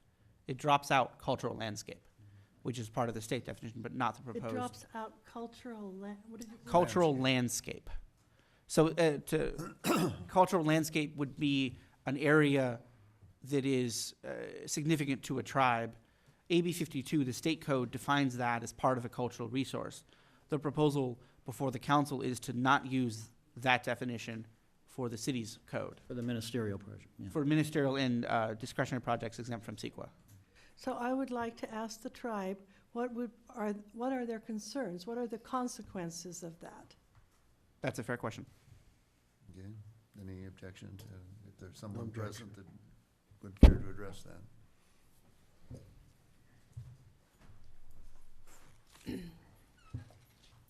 Haku, Mayor Johnston, council members. I'm deeply upset that you made a statement in January that you were going to okay what was discussed here, put it into writing, and have it available for public review as well as tribal review. It didn't happen. And what you have done is changed it significantly, and it's had less a chance of review. And it seems to also undermine my faith in this situation, that you seem really more keen on protecting ministerial freedom from oversight and regulation than protecting cultural resources. I mean, we're not out for some broad definition of cultural landscape. We're looking to stop the handout of one-size-fits-all ministerial permits that affect our cultural resources. And exemptions are a deep concern. And so, because we haven't had the time to review your changes, which you said that you'd give us, maybe you could address that further and assuage my concerns about our protection of our resources. Is that the answer to the issue of the broad definition of cultural landscapes being applied to ministerial? Is what the definition? What was just described? Pardon me? Mr. Mayor, I believe the question was the definition of cultural resource. Councilwoman Francina asked tribe to define the cultural resource in terms of it including landscape resource, and what the tribe had to say about that in terms of including that or not including that. That was the question. No, I have an understanding of the differences. What I'm wondering is, why do you have to assert that for ministerial permitting? I don't think that it's ever really asserted. It was if you refer to the Public Resources Code in the definition, you do. Why the need to narrow it? To accommodate? I think I already explained why. To accommodate permits? I already explained, not to accommodate, but to balance interests. Okay. To balance interests? Yes. I thought we were here to protect cultural resources. Is there an illustration of what is that of concern? I'd like the tribe to describe Well, it. the thing is these are details I would have liked to have been able to hash out by reading something previous to it being heard on and Okay, passed. so that's not so much Which is what was discussed, and that's really what I want addressed, is why you're not following through with what you said in January. Okay, well, that's a different concern, but I hear it. I'll ask that question later. Okay, Yeah. okay, thank you. Part of AB 52 and what you were referring to in the new laws on sacred landscapes or cultural landscapes, we part of that discussion, which now includes Native Americans at the very beginning, which as the beginning of the meeting stated, that's a great place to be, is that involvement and knowledge and what we're working towards. Sacred Landscapes is Topa Topa Mountain. Sacred Landscape is a cemetery that's out on the east end. Sacred Cultural Landscapes are the upper valley of Ojai in certain areas that we know. We can't disclose exactly where these places are. The sacred journey to a sacred place starts the moment a person goes out of their door and goes to that sacred ceremony. The journey starts at that point. So where do you define cultural sacred landscapes? For people in those times and people around the world when they're going to the Jordan River, everywhere to Jerusalem, on that sacred journey, the entire place becomes sacred. Where we have to now through AB 52 is demonstrate that when we say that's sacred, we have to demonstrate that. We can't no longer just say it's sacred, protected. AB 52 has outlined that for tribal people to have to make that distinction with cultural, ethnographic history, stories that may lend to our teachings, what people refer to as mythologies, talk about this place that these people or those animals traveled to, which outlines a sacred cultural landscape. So again, I do see this, what we're doing here in that protection should include cultural landscapes, and only because of the significance of Ojai and the things we hear on a daily basis of how sacred this valley is. So, again, it's that fine line of balance. Yes, we get it, but at the same time, the discussion is not there to help you understand what that means to Native peoples unless you go home to your own sacred places of your own genetic heritage and know what that word means, to know what sacred landscape means. Mr. Mayor. Julie, if I could ask you a question. We understand that AB 52 protects sacred landscapes, Yeah. but we're taking it beyond AB 52. Right. Give me an example of a ministerial approval that would have a negative effect on a sacred landscape. Digging in a known site with a ministerial small little impact project that would go 12, 18 inches deep, which is the level of our sacred burials. When you have the matrix there that has the known site, you know it's there, but the project is so small, you're not going to let that go through without any investigations. And even though it's a repair line, even though it's a water line, say, or a gas line that broke, if it's an emergency, yes, they're exempt. But if it's a water line that is not causing harm in our definitions of emergencies, then in a known site where there's a possibility that cultural resources or human remains can be found, that's what this resolution is trying to get rid of. But I'm referring to sacred landscapes, not Oh, well, okay. architectural Yeah. artifacts or a known or unknown site. What could we possibly approve at a ministerial level that would impact a landscape? Possibly, okay, let me think that through.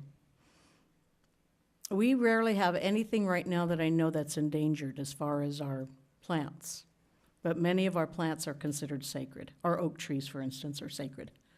If there's a project, well, we have this great tree ordinance, which is good, I love that. But if we didn't, say, for instance, and there was this, like, Merhermount, the baba tree, that's a sacred landscape right there, and it's got burned severely, that should be protected. I don't know if they have it on the national mark, but it should be. It's probably one of our oldest trees in the valley.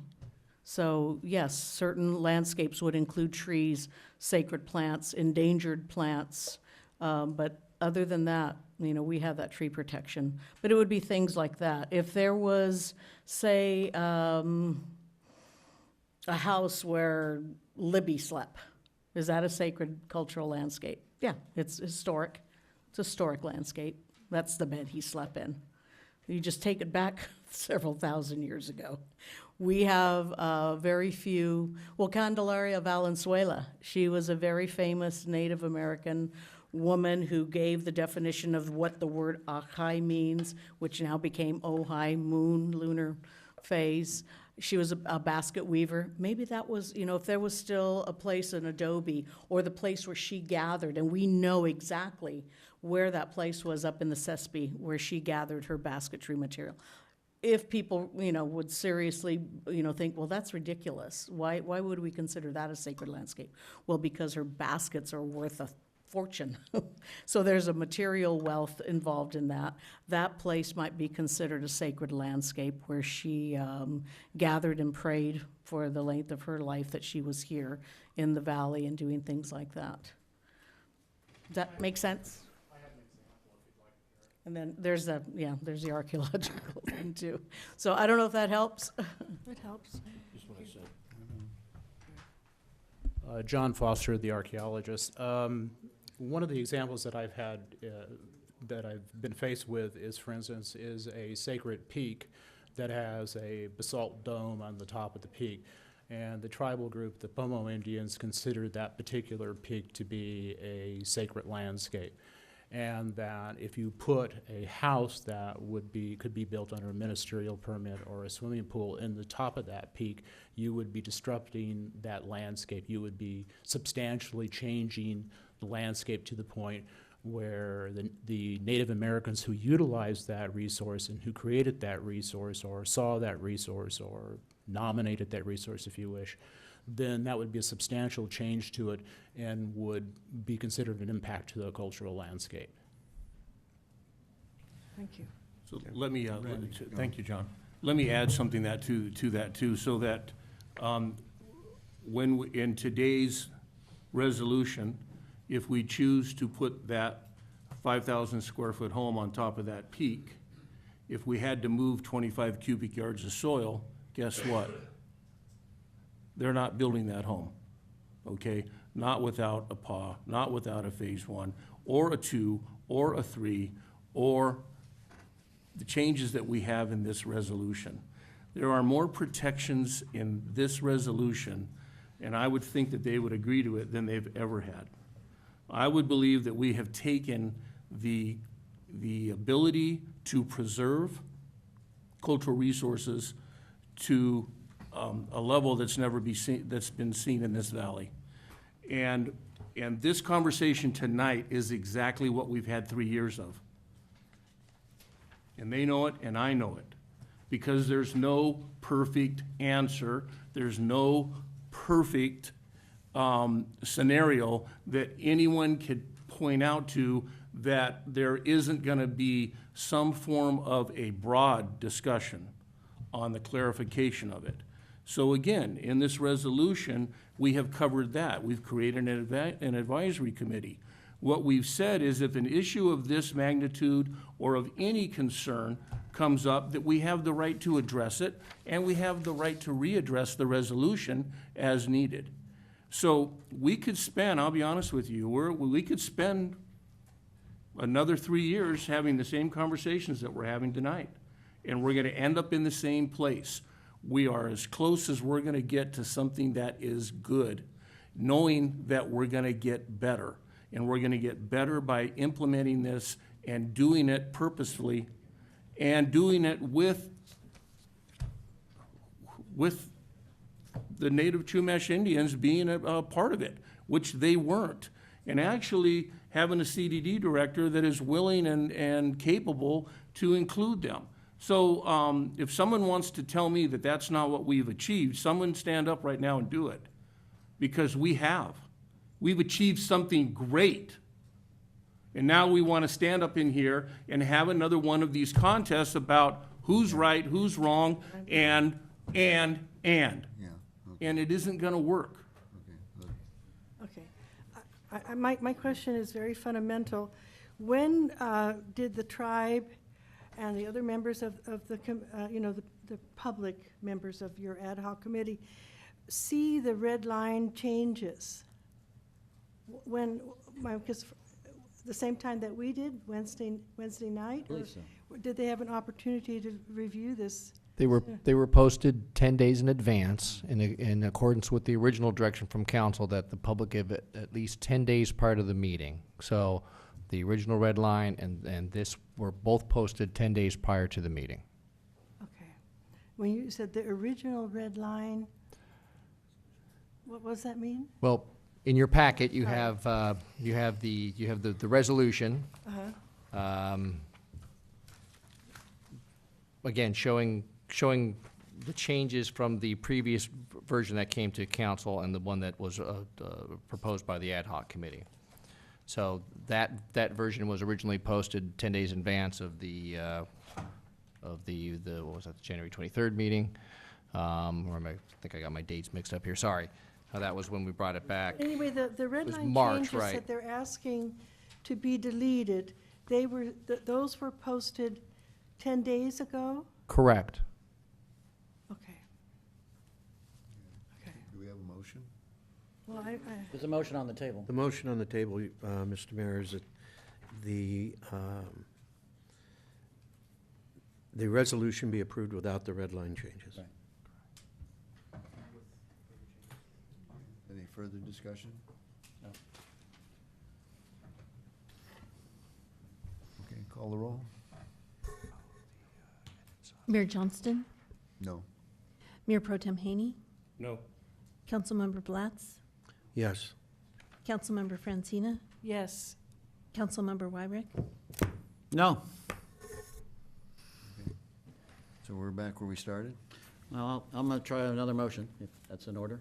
Mayor? Sure, absolutely. That we approve the resolution as presented by the staff recommendation with the red line changes, with an additional addition, with one more addition, and that is that the administrative guidelines that were previously circulated be included in the resolution, which is important for several reasons in terms of how this protocol is to be implemented, in terms of having a list of Native American and archaeological monitors, accidental discovery language to be included in all city-issued permits, monitoring agreements to be provided to the CDD department prior to issuing a building permits and pre-construction meeting, monitoring forms, pre-construction meeting required prior to grading and excavation activities.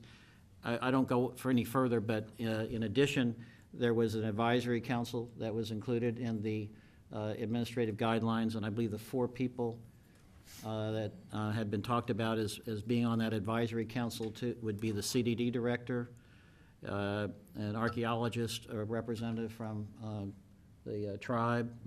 You know, who was the 4th? No, we said a construction member. A member of the construction a industry. Native Do we have a American. copy of this? We have a copy.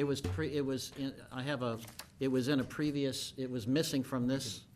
We can make a copy of that. It was in our last meeting. We had administrative guidelines that were missing from this. And I think that Randy and I's, we were, I can go ahead and read it directly for the record then, if that's okay. But it was missing in this resolution, and our intent and our recommendation was that those administrative guidelines be included. Right.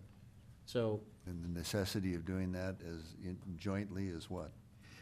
to make it clear, for example, that accidental discovery language is be included in all city-issued permits. We set up an advisory council. From a procedure standpoint, I would be happy with amending my motion to say that we, administrative guidelines as previously recommended be brought back to council for further review and adoption. If that. Separate from the resolution, or? Well, it's a direction that we adopt the resolution with administrative guidelines to, as previously recommended, to come before us for further approval. Well, it's your motion, but. I'm confused. What are we accepting or rejecting? Okay, my motion is to adopt the resolution with the red line changes and the inclusion, as originally intended in our recommendation, of a set of administrative guidelines that were part of the previous meeting. I wish we had that right now. And Well, Well, he can read them. He has them right I here. know, but I don't know if that would have made any difference. well, but I think it's, Try. I'm making, that was part of our recommendation.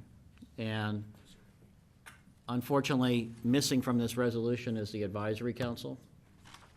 They being very, very clear about the tribe maybe request monitoring reports, et cetera. I could read this into the record if you'd like, but I think these are important. So it's going to come back anyway, right? Well, it depends on what we do right now. I would like to, one way to do it is for me to read these, and read it entirely into the record as part of the motion, to be added to the resolution. He has a copy, but there's no opportunity to study it now. And the other option is, it was previously in the packet last time, is to simply say, direct staff to come back with the administrative guidelines for us to adopt at another meeting. That would probably be the easier motion. That's a more satisfactory, at least. So I will make my motion to say that the motion is to adopt the resolution as presented with the red line changes, And then why don't you have a and second? to direct staff to come back with administrative guidelines as previously recommended. And I'll second that. But is that just to come back, and that will be a separate topic at another meeting? Yes. Yes. Future meeting, so Yes. it could be two separate motions. One motion to approve the resolution, and another motion to direct staff. Is there any reason not to do it that way, or is it? No, I don't think so. Okay, well, it seemed like that would be. Will you allow me to make two motions, Chair? I will allow you, in fact, I love motions. Much better than just talking, you know? All right, well, I'm gonna make motion first that staff be directed to come back with previously recommended administrative guidelines for review and possible adoption. Okay, is there a second to that? Okay, so it's just that. No, but that's just that for now. That's right. But he's got more. That's And not I'll- all. And I'll second. Right, but and that's I'll what we're second voting that. on now. I'll second that. Do we need a roll call? Okay, it's moved and seconded. Everybody understand the motion? I understand the motion, but I'm not understanding why we would ask for staff to bring back guidelines when we haven't approved the underlying motion. I'm about to make the next motion. These administrative guidelines actually would work with whether or not we adopt the red line, because these are administrative guidelines. Well, and you're not approving the guidelines. And we're not approving You're them. just asking them to be agendized. Right. Okay, we okay with that? Yeah, I don't have a problem. You make a good point, Paul, but would you call the roll, please? Mayor Pro Tem Haney, Yes. Councilmember Blatz. Yes. Councilmember Francina, Yes. Councilmember Wyrick, Yes. Mayor Hard to Johnston. be still after all that. Yeah, okay, Am yes. I, Yeah, let's get rid of that part. next motion, Okay, we have another motion? and that's to adopt the resolution as recommended by staff with the red line changes. Second. It's been moved and seconded. Mr. Mayor, I'd just like to make a couple of comments as a result of some of the comments that were made in the audience. I think that all of us, particularly myself, take it very seriously to be stewards of protecting Ojai and our environment and our view sheds and along with that, in terms of historic resources, whether it be our building and zoning code, which we have to approve and make sure that we're developing our city to protect the way we look, or whether it's our historic buildings that we landmark, because it's very important that we protect our history. And along with that goes the protection of our cultural resources. And the vast majority of our cultural resources are latent resources. You don't see them. You don't see them until you disturb the land, or you don't see them until they reach the surface of the land. And it's very important when we're looking at all the other types of development that we do that we pay attention to that. And I really think that even though this particular red line version does not include in its ministerial approvals historic landscapes, CEQA protects historic landscapes, and the major projects we have are going to require CEQA. So I think we're protecting ourselves there. And I really think this is a step in the right direction. It's not perfect, but I really do believe that it's a step in the right direction. It's very important we protect our cultural resources, and I think this does it. Other comments?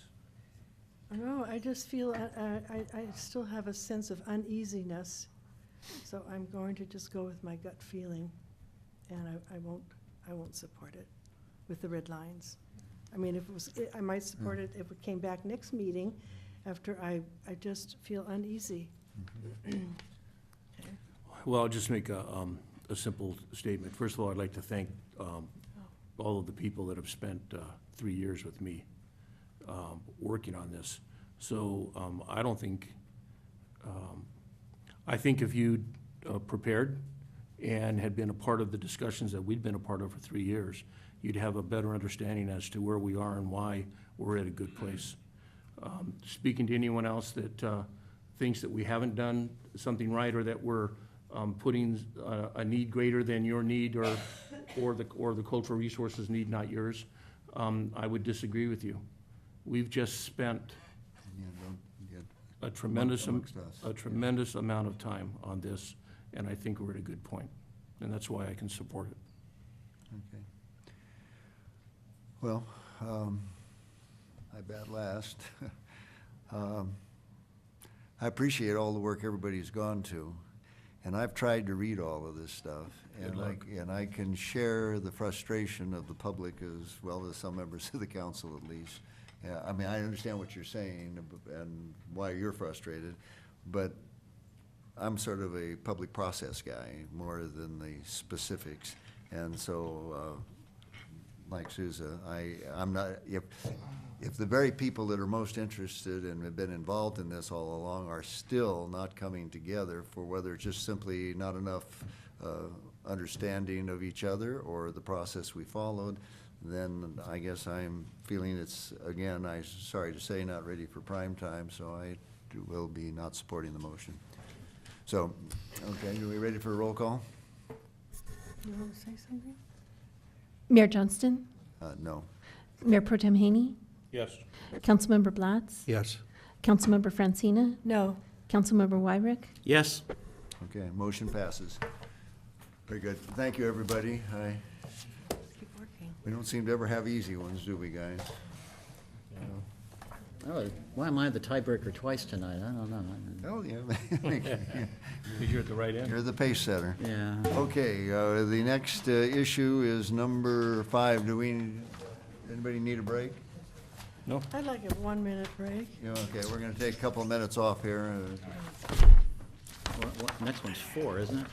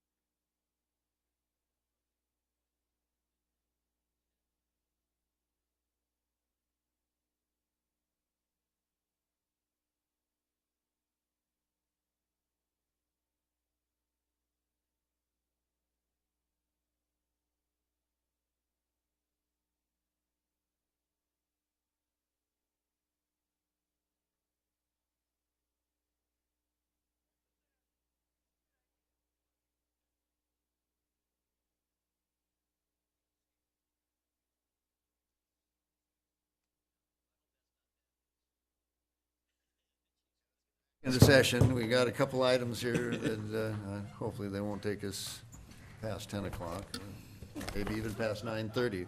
Okay, we got a thing from the Building Appeals Board. Mr. City Manager, would you like to take a stab at it? Sure, let me take a stab at it. So first off, just to set the field here, this was one of the tasks that the City Council assigned to the Building Appeals Board to review and make recommendations for amending the city's CAL FIRE map for incorporated and unincorporated areas within the Ojai sphere of influence. A bit of I guess I would have to offer a correction. I mean, the fire map is produced by CAL FIRE. I'll speak a little bit later on in terms of, however, there's some options in terms of what the city could do to impose additional restrictions above and beyond anything that CAL FIRE would be imposing through a fire map. But technically, the fire map does come through the state of California. So again, I want to really thank the Building Appeals Board for their efforts on this. What we received from the Building Appeals Board, at least for your city manager, I could not completely support all the recommendations, mainly because what the Building Appeals Board came up with was a blanket designation of wanting to declare the entire city as a high fire severity zone. I have not seen in the materials that we got from the Building Appeals Board what specifically led them to make that recommendation. I know they list they did list some findings here and some facts and did provide some information, but I don't believe that what we have here would be enough for us to be able to compel the folks at the state to convert all those areas within the city to a high fire severity zone. What staff is recommending is that we continue to work with the County Fire Protection District and also CAL FIRE.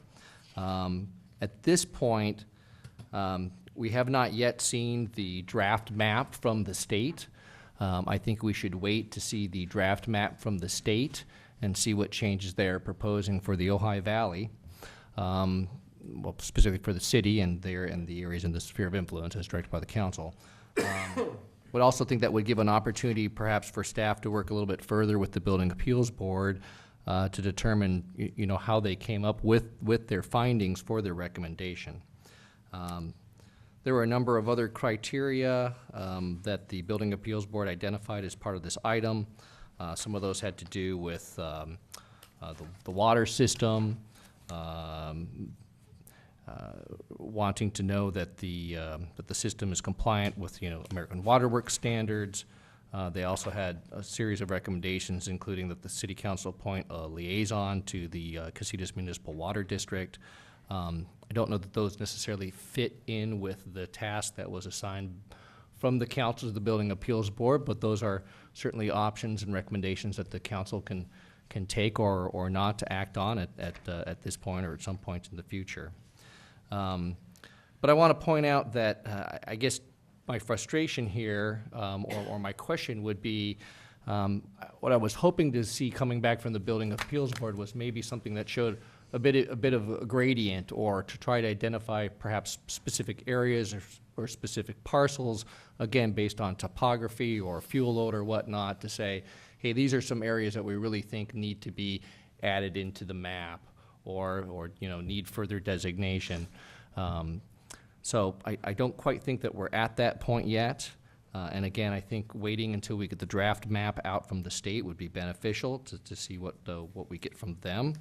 I also want to note that, again, there are could be some fairly severe impacts from declaring the whole city to be a very high fire hazard severity zone that would affect building standards for remodels and new construction, would also have the potential to increase insurance rates. Bit of a side note on that, and within the staff report here, we noted that, again, I think we understand what the Building Appeals Board's objective is here, which is to try to improve fire safety in the community. And for example, on page 4-5, the last page in the staff report, we note that one of the tasks that the Building Appeals Board is working on is the update to the the building code. And within that, there are some opportunities, I think, to, for example, eliminate the ability for people to have Class C roof anymore. That would eliminate people from being able to put shake roofs up. That is something that we could incorporate into our building code and adopt, regardless of anything that was done with the fire map, to be able to put some additional fire protections into the community. So again, our recommendation would be to wait until the state issues their map, and then to see what they have proposed for the area, get back with the Building Appeals Board, if so desired from the council, and then incorporate further comments at that point.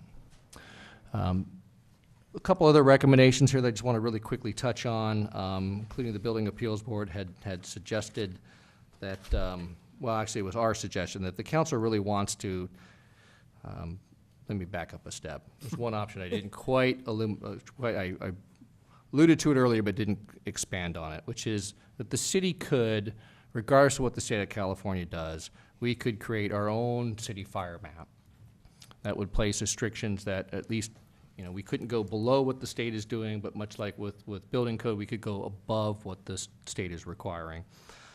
If that was a direction that the council wanted to go, that's not really an area where we have that kind of in-house staff expertise to do that. So just to let you know, if that was something that the council wanted to pursue, we'd be needing to bring in some type of an outside consultant to do that. Okay, do we have a motion to receive the report? I don't see that there's anything else in here. There are a lot of items to talk about. I don't know if you want to do that tonight, or you? Are there any What's the public pleasure? comments on this? No, What? no public comments? No. Yeah, I have a couple comments, but I'm okay with receive and file. That's your motion. I'm just looking I to just- shortcut it unless we want to get into some detail on it. Seems to me that a building appeals board should do, look at the building code as one of the things they can help us with, and it seems like the idea of shake roofs, I mean, that's been solved in a lot of places 40 years ago, so it's not, cutting edge stuff. And No, I fully agree. I I- can get that into a goes to whole lot of comments. it, and I think that they've done as much as they can, gone as far as they can go, so. And I've just, yeah, I agree. And just agree, to extend your comments a little bit, I think that the commitment, I think the BAB's done a good job of sensitizing the city on the combustible vegetation issue, and we're doing more along those lines. I want to I make. agree. And I think your comments are well taken about specific things that we can do. In respect to the fire map, we should wait to see what CAL FIRE comes through with, et cetera. The communications with the CMWD, these are all good ideas. The one thing I want to make a comment, though, that overlays another request this council has made, and that is that we requested looking at a new franchise agreement for our water service area. And one of the things that could be included in that franchise agreement is the issue of standards for our fire hydrants and our adequate fire water safety standards. That's the kind of thing that I would just like to point out to staff could be included when that item does come back to us. That is a future agenda item, is those kinds of performance standards could be included in a possible review of looking at a new franchise agreement. Just want to make that point. Okay, do we have a motion of any sort? But so I'll make a motion to receive and file, but. Okay, I'll second. Okay, it's been moved and seconded to receive and file. Further discussion? Are we gonna get did we get a fire hydrant report? Bill and I did meet with them, and, I don't know that the council needs to create a liaison position. It would seem to me that would be a function of the manager's office to be in touch with the management of the water district, and one of the things that we should just simply ask staff for is that report, is what is the status? We were told that they had tested most, I think, and that they had some kind of a consulting contract that was supposed to. Yeah, I think they were, if I remember correctly, I think they were hoping to be finishing up the work about this month. Yeah, so I thought like by May or something. That's what I thought, April or May, So, right? okay, so. And Mayor, my only point is that structurally, a franchise agreement could adopt certain standards for that would be impermanent, no matter who this particular staff is. There seems to involved. be a dispute between the opinions of the Casitas Water District as to another public agency having a franchise, and Steve. And that's what we were that was why we were on a future agenda item to hear our attorney's review and discussion of that whole issue. Okay, we just, yeah, to get an opinion as to whether or not that is an avenue we would. Right. I've already written that opinion, and it's been provided to the council previously. The matter can be discussed by the council as desired. We had I'm interrupting you, sorry. Go ahead, Matt. It's a future agenda item. We had understood that that actually wasn't on the future agenda items, because the council been brought to the council. The council directed that 2 members of the council meet with Casitas' leadership, and then that meeting resulted in those discussions. We had understood that item was thus off I of the was under the agenda. understanding it was going to come back for us to discuss as a council. It My can if understanding is desired. the same as Matt's, but my question simply is, there is a legal question as to whether one public agency can require another public agency to provide a franchise agreement in its traditional, where you pay for the franchise, like. I wasn't talking about payment. Like an right, oil, okay, like so an but- oil. But there could be a memorandum of understanding or some kind of an agreement, or do we even need to do that? Well, I think what Bill's getting at is he'd like to, apply the best practices, standards of the water industry, standards of the fire district, and then let's find out what the price tag is and whose responsibility it is. Right. Also, what status we're in, because they indicated to us that they were moving on that, so that may not really be. What they said. Yeah, well, yeah. But they don't, some of the things they used to do, like, when you'd see the water running down the street in the cities when they would test the fire hydrant, that's kind of somewhat passé. But there's a way to test now that Right. without the water going down the street. And Right. and the standards are very clear that valves need to be operated Correct. on a schedule to make sure that they work. And the water companies want to say the fire district's supposed to do that, Right. and water districts are in a better position to do it, So it comes down to, what's I our think role to if our ensure. executive officer talks with their executive officer with the marching orders to come back with what specifically have they done thus far, what can we expect, and just a simple yes or no answer, have those hydrants been tested?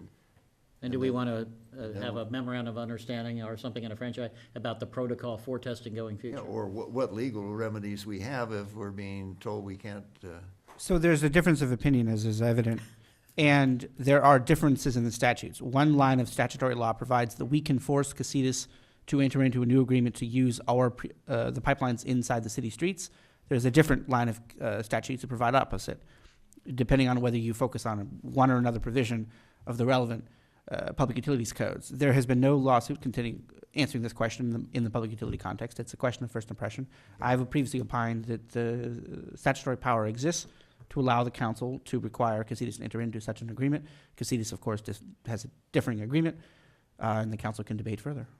Perhaps at a future deadline, because we're getting a little far afield from I think if our bad fire. manager talks to their manager and just gets them to establish a firm position as to what they will and won't do, then we're in a better position to decide if there's any Yeah, I agree. disagreement. I agree. Randy? Mayor, just to chime in, whether it's an MOU or a list of protocols, I think the fire department, as well as Casitas, especially if it comes to fire hydrant or it comes to fire safety, but I would think that we could get all 3 of them in the same room and have that discussion and just come out of it with an agreement as to who's gonna do what, when they're gonna do it, and how we're gonna be notified of it as a Yeah, special district. What needs to be done. Right. We haven't even Right. been told that Yeah, yet. and let the city manager set that up and hopefully resolve it and come back to council with a response. Yeah, because it seems like the fire hydrant thing and the building code should be low-hanging fruit as far as getting an answer and moving on it. Okay, any other discussion? If not, we can, if there's no objection, we'll receive and file. Right, and then there's also a second part, Mr. Mayor. Direct staff to work with CAL FIRE. Right. And Okay. I'll move that we do that. Second. Okay, moved and seconded, direct staff to work with CAL FIRE and the Fire Protection District. Right. Moved and seconded. Any further comment? If not, so ordered.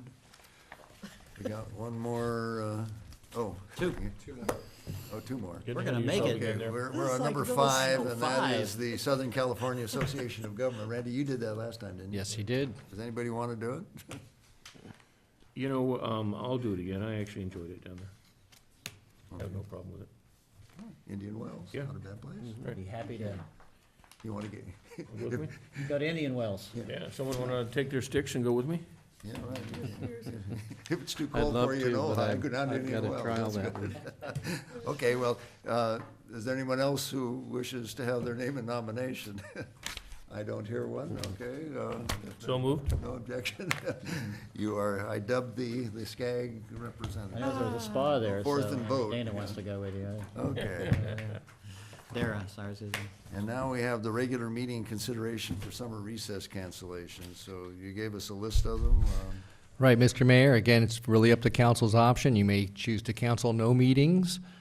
Typically, the council has canceled 2 meetings for summer recess, not always a back-to-back.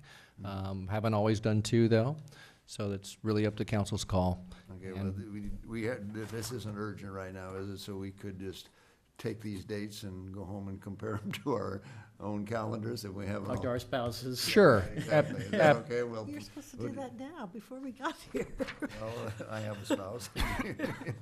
We could certainly bring this back on Okay, April if- 24th. If somebody feels strongly about No, some no. of these dates, go No, ahead and move them. it's- Otherwise, we'll. We can call an emergency meeting if we need to, right? So there Yes. shouldn't be any problem. Yeah. Emergency meeting to discuss when we're gonna take time off. I was That's keeping actually your expecting priorities something straight. from the city manager telling us what days he would like off, so that we Yeah, I'd could like to coordinate know what the city appropriately. manager would like. Yeah, why don't you look at it from a Okay. staff productivity standpoint? We could do that. Yeah. Let us know. Has anybody seen the film Stalin Died or whatever? Yes. It's like, Exactly. Yes, this is starting to turn into Yes. that. Yeah, well, let's, Okay. Can we let's all just take a vote on whether can to we call the just- doctor. Right. Yeah. Can we just cross out the option for September? I would agree, let's cross out September Let's- 25. Okay, Yeah. yeah, that's Okay. pretty late. Cross out 11. September 25, that's too far. 11. into We the need to school be here in September. year. And we need to be here for September 25. August and July is hot. That's okay. Yeah, Yeah. so. So I would agree, at least September 25 is out, I agree. Yeah. Yeah, July 10th is a little early to be calling it quits, and then we may, still Right, have- that's right in budget time. yeah, we may still have a budget to, I would like to, on the July and August meetings, make them Hawaiian shirt meetings. okay? I got a whole No time closet full. meetings. No If time I had run meetings. for this office, I'd be wearing We're one gonna do tonight. this, let's do it right. Okay. Shorts and sandals. I and know what to Hawaiian get you on my Okay, vacation. so now. we're in agreement that we will not be taking late September off, so it's a question of, any others that anybody wants to strike? If not, okay, well, Steve, put it on for next time. I'll come back with, We'll all commit to making a command decision. do you want me to come back with recommended dates? Yes. Okay. Well, just bring the dates back. Bring them back and see if we like Your them. recommendations Okay. too. No, you're Very good. Back on the consent calendar. Got it. Yeah, throw on the consent. Everybody come with their recommended dates, and we'll see if we have any Yeah. consensus. All right. That gets us down to what, reports? Correct. I have one there. Council member report. And then I have a council member report. First of all, you already heard that I'm participating in this Chautauqua thing, which is going to be quite an interesting experience, I think. With a 7-member panel. Yes. We only had 5, and there was Yes. not time for more than 2 questions apiece. Yes, Okay. and also I wanted to, just in case, I think, communicate to the rest of council that I did supply a letter as an individual council member in support of the water fix, metropolitan voting for the water fix. That was Thank my you. personal position. I think I circulated the letter, I just, in case anybody had any You were questions. about fast to that. get that through. Yeah, they voted Yeah, today. Mulligan didn't even got it to us, what, late Sunday, or was it? I- When did you get it? Well, I got the request to throw a support letter in on Friday. Oh, okay, good. And then I got it, I transmitted it on Monday, and I think I sent it late Monday to everybody. You beat- Yes. Yeah, when I got it late Monday and it was over, by the time I read it, Yeah. they were gone, but And okay. then, and then the last question, last report I want to make is that Randy and I had an extremely, I thought, and I really want to appreciate Captain Fryhoff's participation. I thought we had an extremely productive meeting on the issue of the law enforcement cost matter.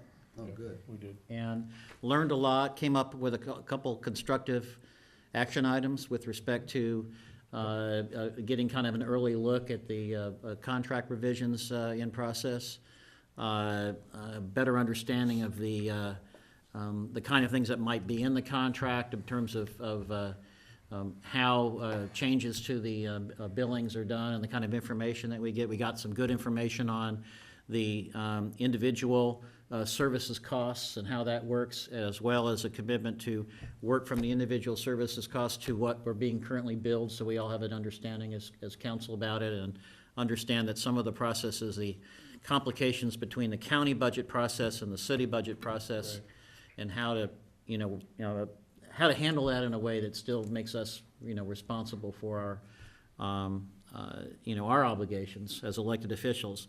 But I thought what was the greatest insight for me was the realization that the protocols we have for minimum service, combined with our small population, is certainly one of the explanations for our cost per capita. But it also means that we have a higher level of service inside the city than in the unincorporated area. And Chief Royhoff, you're going to be making a presentation soon, and we asked the chief to kind of highlight some of the value received that we're getting for the extra cost. That was a great insight for me, great learning experience for me. And then the bottom line,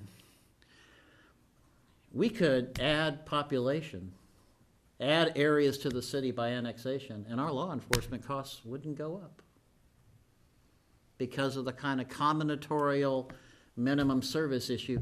We are, because we're so small, and the fact that you have to patrol 2 means that we actually could add territory within our sphere of influence and not have any increased law enforcement costs, say by annexation.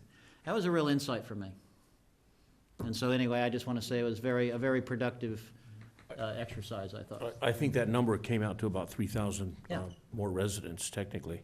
My takeaway was actually, and in fact, it was interesting, they said that you would understand this better as the CFO. Yeah, they kind of referred to you as the one to explain all this to us. And we said, we're not going to listen to. Office spends it, it's the CEO's office who allocates it. We said, we're not going to listen to him anyway, so, Steve, tell us what we need to know. But it was interesting is the budgetary process that the county uses versus what we use, and how they don't coincide. And as we work our way through this year's budget, I believe we're going to be able to actually accommodate their practices with our practices and actually come up with something that's going to be a win for all of us. Yeah. So. We have a comment card that says. I'll pass it this. It's good to see everybody get in bed by 9:30. That's what I'm happy about. Okay, you're good. What makes you think we're going to bed? Yeah, the bars are closed, yeah, right. Right. The issue that you raised before, Bill, and other people have raised when we were looking for I guess we would call the master contract that was entered into when the city went into the contract services. Are we under the same one that all the other cities are under? And are the other cities ever brought Not this up? exactly. No, not exactly. So there was the original contract, then there was a couple of cities that signed an addendum to that contract, which was in 1980. And then Moore Park didn't join in until 1985. So I think the original contract is referred to in all those subsequent contracts where it says refer back to this. But I do have the copy of one Gail found, which is the original one, then the 1980 addendum that Ojai has signed. I can certainly make those available to the city manager to share. The question simply is do any of the other cities have the same issue of modernizing or updating the thing, or is that anything going on? Because Bill had mentioned that had been, there'd been a commitment a few years back to bring it up to date. Well, that was an interesting part. That was an interesting part too of the discussion, is understanding that, how, who was writing these contracts, and it fell upon the city of Thousand Oaks at a certain time. In fact, they're in the process right now, so we've asked for a copy of that we could come back and actually start thinking about how we want to address ours. So it is taking place in. Yeah, it's taking a little bit longer than it was anticipated, and I know the original audit that was done that Councilmember Wyrick is referring to had requested that there would be new contracts within a few years. Obviously, it's taking longer than anticipated. There was a couple of nuances that did cause a delay, which I won't get into in public forum, but it is being worked on. The current draft that Thousand Oaks is at is going to be sent here for the council to review. If there's some changes that you're interested in making some language changes that can be suggested, then by all means that they'll welcome looking at that. I know that Currently, Thousand Oaks' biggest hangup and the issue that they're looking at comes down to liability, not so much in police costs, whereas some of the things that were driving the initial concerns that Mr. Wyrick had was that the way the contract reads is that you're going to be given a dollar figure when the budget's prepared so you know what it's going to cost you. And there's never really a discussion beyond that about going back later on March of the following year, of April of the following year to get that full cost recovery done. And just some simple language changes could make that happen. So it falls into line with what the practice has been for probably 30 years, so that the contract is now what practice is. Because maybe when the contract was drawn up in 77, there wasn't an opportunity to go back. It was, in fact, this is what you're going to pay, and there wasn't a follow-up request. But that's changed over the years, and some simple language changes, I think, could adjust that. Yeah, and then in 2012, the Ventura County Auditing Department, they came up with basically some of the things we're just talking about. You know, hey, we got to revisit these contracts. We need to update them, and it's just taking longer. So in 2012, I think there's a lot of this kicked in terms of the need to revise. And I just want to give a call out to our deputy city clerk, because in that audit report, they talk about how the sheriff's department couldn't find these old contracts, some of the cities couldn't find these old contracts, and you found our old contracts. You were the only one. And so They're using it countywide now. Kudos. Yeah, send that over to the Ojai Museum. Safekeeping. Hopefully it'll be there soon, and we'll have new ones done. Okay, well, that's good news. I'm glad you guys. It was a good meeting. Okay, do we Appreciated have, the director of finance coming all the way up the hill and everything. It was really, really appreciated. I'm good. Good. It's Pixie Month, April's Pixie Month. They are so good, better than ever. So I'm going to try to get a few bushels to give out on Earth Day. I mean, I will, if they exist, I'll get them. Then I just want to say, I'm going to send you all an email with the list of speakers. We have a lineup of phenomenal, nationally, internationally known filmmaker, author speakers, including this book that I highly recommend, Kiss the Ground, by Josh Tickell. And he's going to talk about how the quality of our soil, by really working to restore our soil, will help us to prevent fires and landslides and all kinds of calamities. It's part of protecting the town. So he'll speak on that. It's a great book. How the food you eat can reverse climate change, heal your body, and ultimately save our world. And it's information that maybe we know in bits and pieces. Most of it I've heard all my life, but the way he puts it together and documents it is just phenomenal. It's a bestseller. He's also going to speak, I think, the next day at a zoo.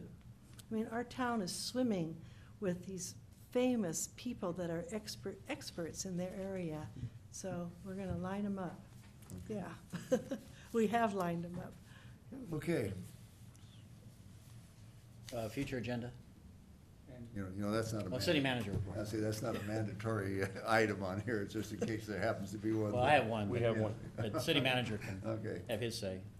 City manager. Couple of quick things, just really quick on the continuing update with the Ventura County General Plan. There is a public session Tuesday, April 17th at 1:30 at the Government Center. Public's invited to attend a joint County Board of Supervisors Planning Commission work session on the General Plan Update Alternatives Concept Report. So again, that's Tuesday, April 17th at 1:30 at the Government Center if you're interested in participating in that. We are working very hard on preparing the budget to present to council. We do have our first budget workshop scheduled for prior to our next regular meeting on the 24th. However, we have not quite been able to get a goals workshop scheduled yet. I know we've been working on a few dates on that. So couple of thoughts in terms of how we might want to go forward at this point. One thing that we could do is we could try to take that goals workshop that we had scheduled for the 24th. Monday morning? I thought it was the 23rd. The 23rd did not work for all members of council. I haven't heard So, yet. I didn't hear that yet. Okay. I think we sent an email out late this afternoon indicating that we were still working on that. So a couple of thoughts here, and I'm not asking that we make any commitments at this point. And again, there was an email that was sent out from Mr. Vega earlier tonight. So one thought would be if council wanted to take a little additional time, because I think we would need some time to go through a goal-setting process, if you wanted to take that first budget workshop on the 24th and maybe meet a little bit earlier. Like one suggestion might be maybe we meet from 3 to 6 and then take a break between that and the regular meeting starting at 7 o'clock. Or we could try to look at some later dates in the week, perhaps that Wednesday or Thursday. I don't want to do that. The 2 meetings back to back? Right, that's tough. That is difficult, I would agree. So, But if you should want to do it, I'm okay with it. I'm okay any morning. okay. I'm okay almost any time except for Tuesday of city council. Well, the problem with mornings are, obviously I work. I don't have a problem late afternoon. And I'm not opposed to. I'll go along with it if nobody else can. Well, we'll get everybody's response, but it sounds like there may be support for perhaps doing a workshop on the afternoon of the 24th prior to the regular meeting. Okay. If you have to, All right. I'll come. Okay. Yeah. I think that would work out quite well. So that will help keep us on track and get us moving forward with the budget process, because obviously we need those goals. We'll send an email out to 24th, confirm. early, yeah, as soon as Right. possible, so I can Sure. adjust my calendar. We'll get something sent out tomorrow morning. I think the idea would be, if everybody's on board, that we would do something on the 24th from, say 3 to 6 I PM. can move something if I know it's happening. Okay, very good. Can do it. Okay. We're in. Fantastic, good. Well, that's good, more good news. Just as a follow-up to the cultural resources item, as I really think that deserves that staff put together a layman's guide to the regulations and how to conform to those. So we will put something together that explains that in as much plain, simple language as possible, so that people really understand how that can be applied. Because as I heard, again tonight, really important that when people come in, they get that information, understand that information, so that they're not subject to further delays. So You think we can, at the next meeting, have a consent item on the administrative guidelines? I think we could probably pull that together. We get to do that right away. I'd say if we didn't get it on for that meeting, certainly for the very next one. So, you mentioned the meeting on the PD cost, so thank you for covering that. Just also really quickly, I did receive a request from Seafrog to send a letter of endorsement for a grant application that they're seeking through the state for the CAP. I think it's the Clean Air Prevention Program. They had a very tight turnaround on that. I read the request. It seemed what they were pursuing met very clearly with the objectives of the council, including the spirit of the agreement that we entered into with Seafrog. So just want to let you know, I did agree to send that endorsement letter on behalf of the city, and I'll send a copy to the council on that. And then also want to note that I will be out of the office starting Thursday, the 12th. I will be back to the office on Friday the 20th. Mr. Vega, the city manager, will be placed in charge. And then in terms of future agenda items, just one new item that I wanted to mention, see if council was okay. The league has asked cities to adopt a resolution that would oppose a rather stringent ballot measure that is being circulated. It is known as the Tax Fairness, Transparency, and Accountability Act of 2018. And what it would do, it would severely restrict the ability of cities to raise new and in some cases preserve existing revenues. The way that it's written, it would could potentially retroactively eliminate some revenue enhancing measures. Not that I could think of anything that we would have that would take off the table. But it sets a very bad precedent for local city governments in terms of their revenues and to be able to raise revenues. And the league is strongly urging cities to adopt a resolution to oppose this ballot measure.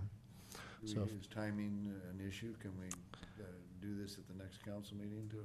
Yes, that was my recommendation. We could put it on as a future item either on the 24th or the May 8th. Are you familiar at all with this issue that they've got up there on the vehicle license fees for newly incorporated cities and annexations? There was a thing in western cities about it. No. Where some of the cities had been, newer cities had been disadvantaged. I remember reading something about that, but not recently. I do remember that dispute coming up. I'm just wondering if that partially is intertwined with this new legislation of wanting to take money from. The new legislation, I think, stems in part from that issue, but it also goes much further. If that, it hasn't yet qualified for the ballot, the gathering group is shooting to get it on the November ballot. If it gets on the ballot, it'll have the similar effect as Prop 218 and Prop 26, and perhaps as much of an effect as Prop 13 on local government revenues. But it's broader than the issue with, particularly the four sitters out of Riverside. It's not a bill introduced in Sacramento. This is something that's coming from, quote, the people. Correct. There's a group, I think the California Business Roundtable is the name of the group that's pushing for it, together with Pacific Legal Foundation, Howard Jarvis Taxpayers Association, and the other, that collection of groups. The gift that keeps giving. 30, 40 years later, okay. Anything else? Okay, so, Bill, you said you had something for the agenda? Councilman Haney and I have one agenda item request. Really, it's part of the budget process, but we really need it, it's timely. Right. And we explain in a minute why we hope we could find room at the next council meeting for it, we hope. And the reason is that we've been working with the possible consultants that everyone else has, I think, already been introduced to, in terms of identifying a number of grant application sources that could help us do some planning for stormwater capture recharge in our city, really advance that dramatically. And we just, we want to bring that proposal because it has there are deadlines, there are grant applications. We would like to get, introduce that proposal to the council. That sounds Okay, good. but is this an introduction, or introducing, well, okay, put it on the agenda. But Yeah. But you're talking about an item to fund a grant writer to go after money, or is this money that's out there that we can go after and we know we've got a fair shot at? Oh, well, not the latter, not the former, but more the latter. Right. But we wanted to, we didn't want to deliberate tonight, we just want to get on the agenda to Yeah, present the okay. issue.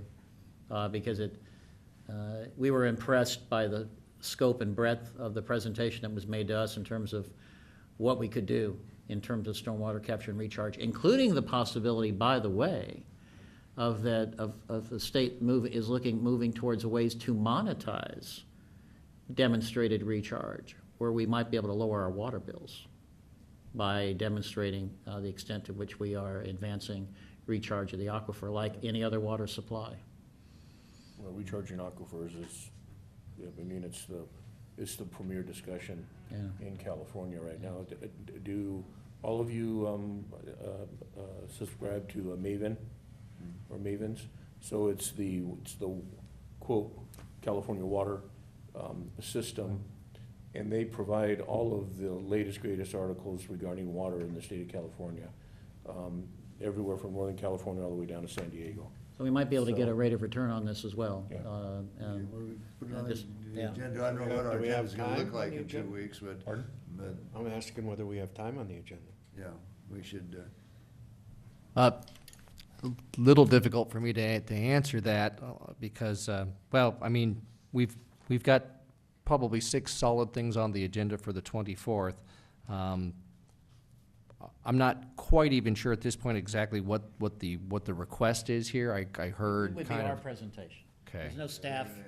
Okay. Maybe everything can't be equally important and everything can't be last minute that. Sure. Till Saturday night at midnight or something, the deal's off. I know we get a lot of those things that come by. It'd have to look awfully good. We're not asking for staff time, it's a matter Right. of deliberation time. I think our approach with those as of recent, and correct me if I'm wrong, but we'll get the basic information, we'll get enough to put, to put the slug line on, to put the agenda description so that people know what that is about. And the material and we would, comes in. material It comes doesn't- it in. doesn't go on. And typically, we would put those towards the end of the agenda. Of course, Right. council And- can always reorder, but I think the thought then is, if we have time, then we would try to get to those items Okay. again. It's I don't council's mind having prerogative. it on as long as it's the very last thing. Okay. I don't think we should Bump everything else. bump everything else for that.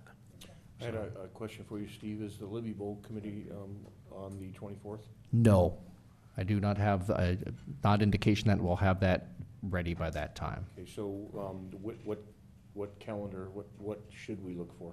The I'm following waiting, I've been waiting to hear from the committee when that work has been complete, so perhaps there's some additional news that I don't have. We're gonna have that information by next council meeting. So can you put us on the second meeting in May? I can look at that, that sounds Is that doable. the May 24th meeting? 22nd. 22nd, okay. Okay, I'll see if we can schedule that. this meeting stands adjourned. You were just aching to do that.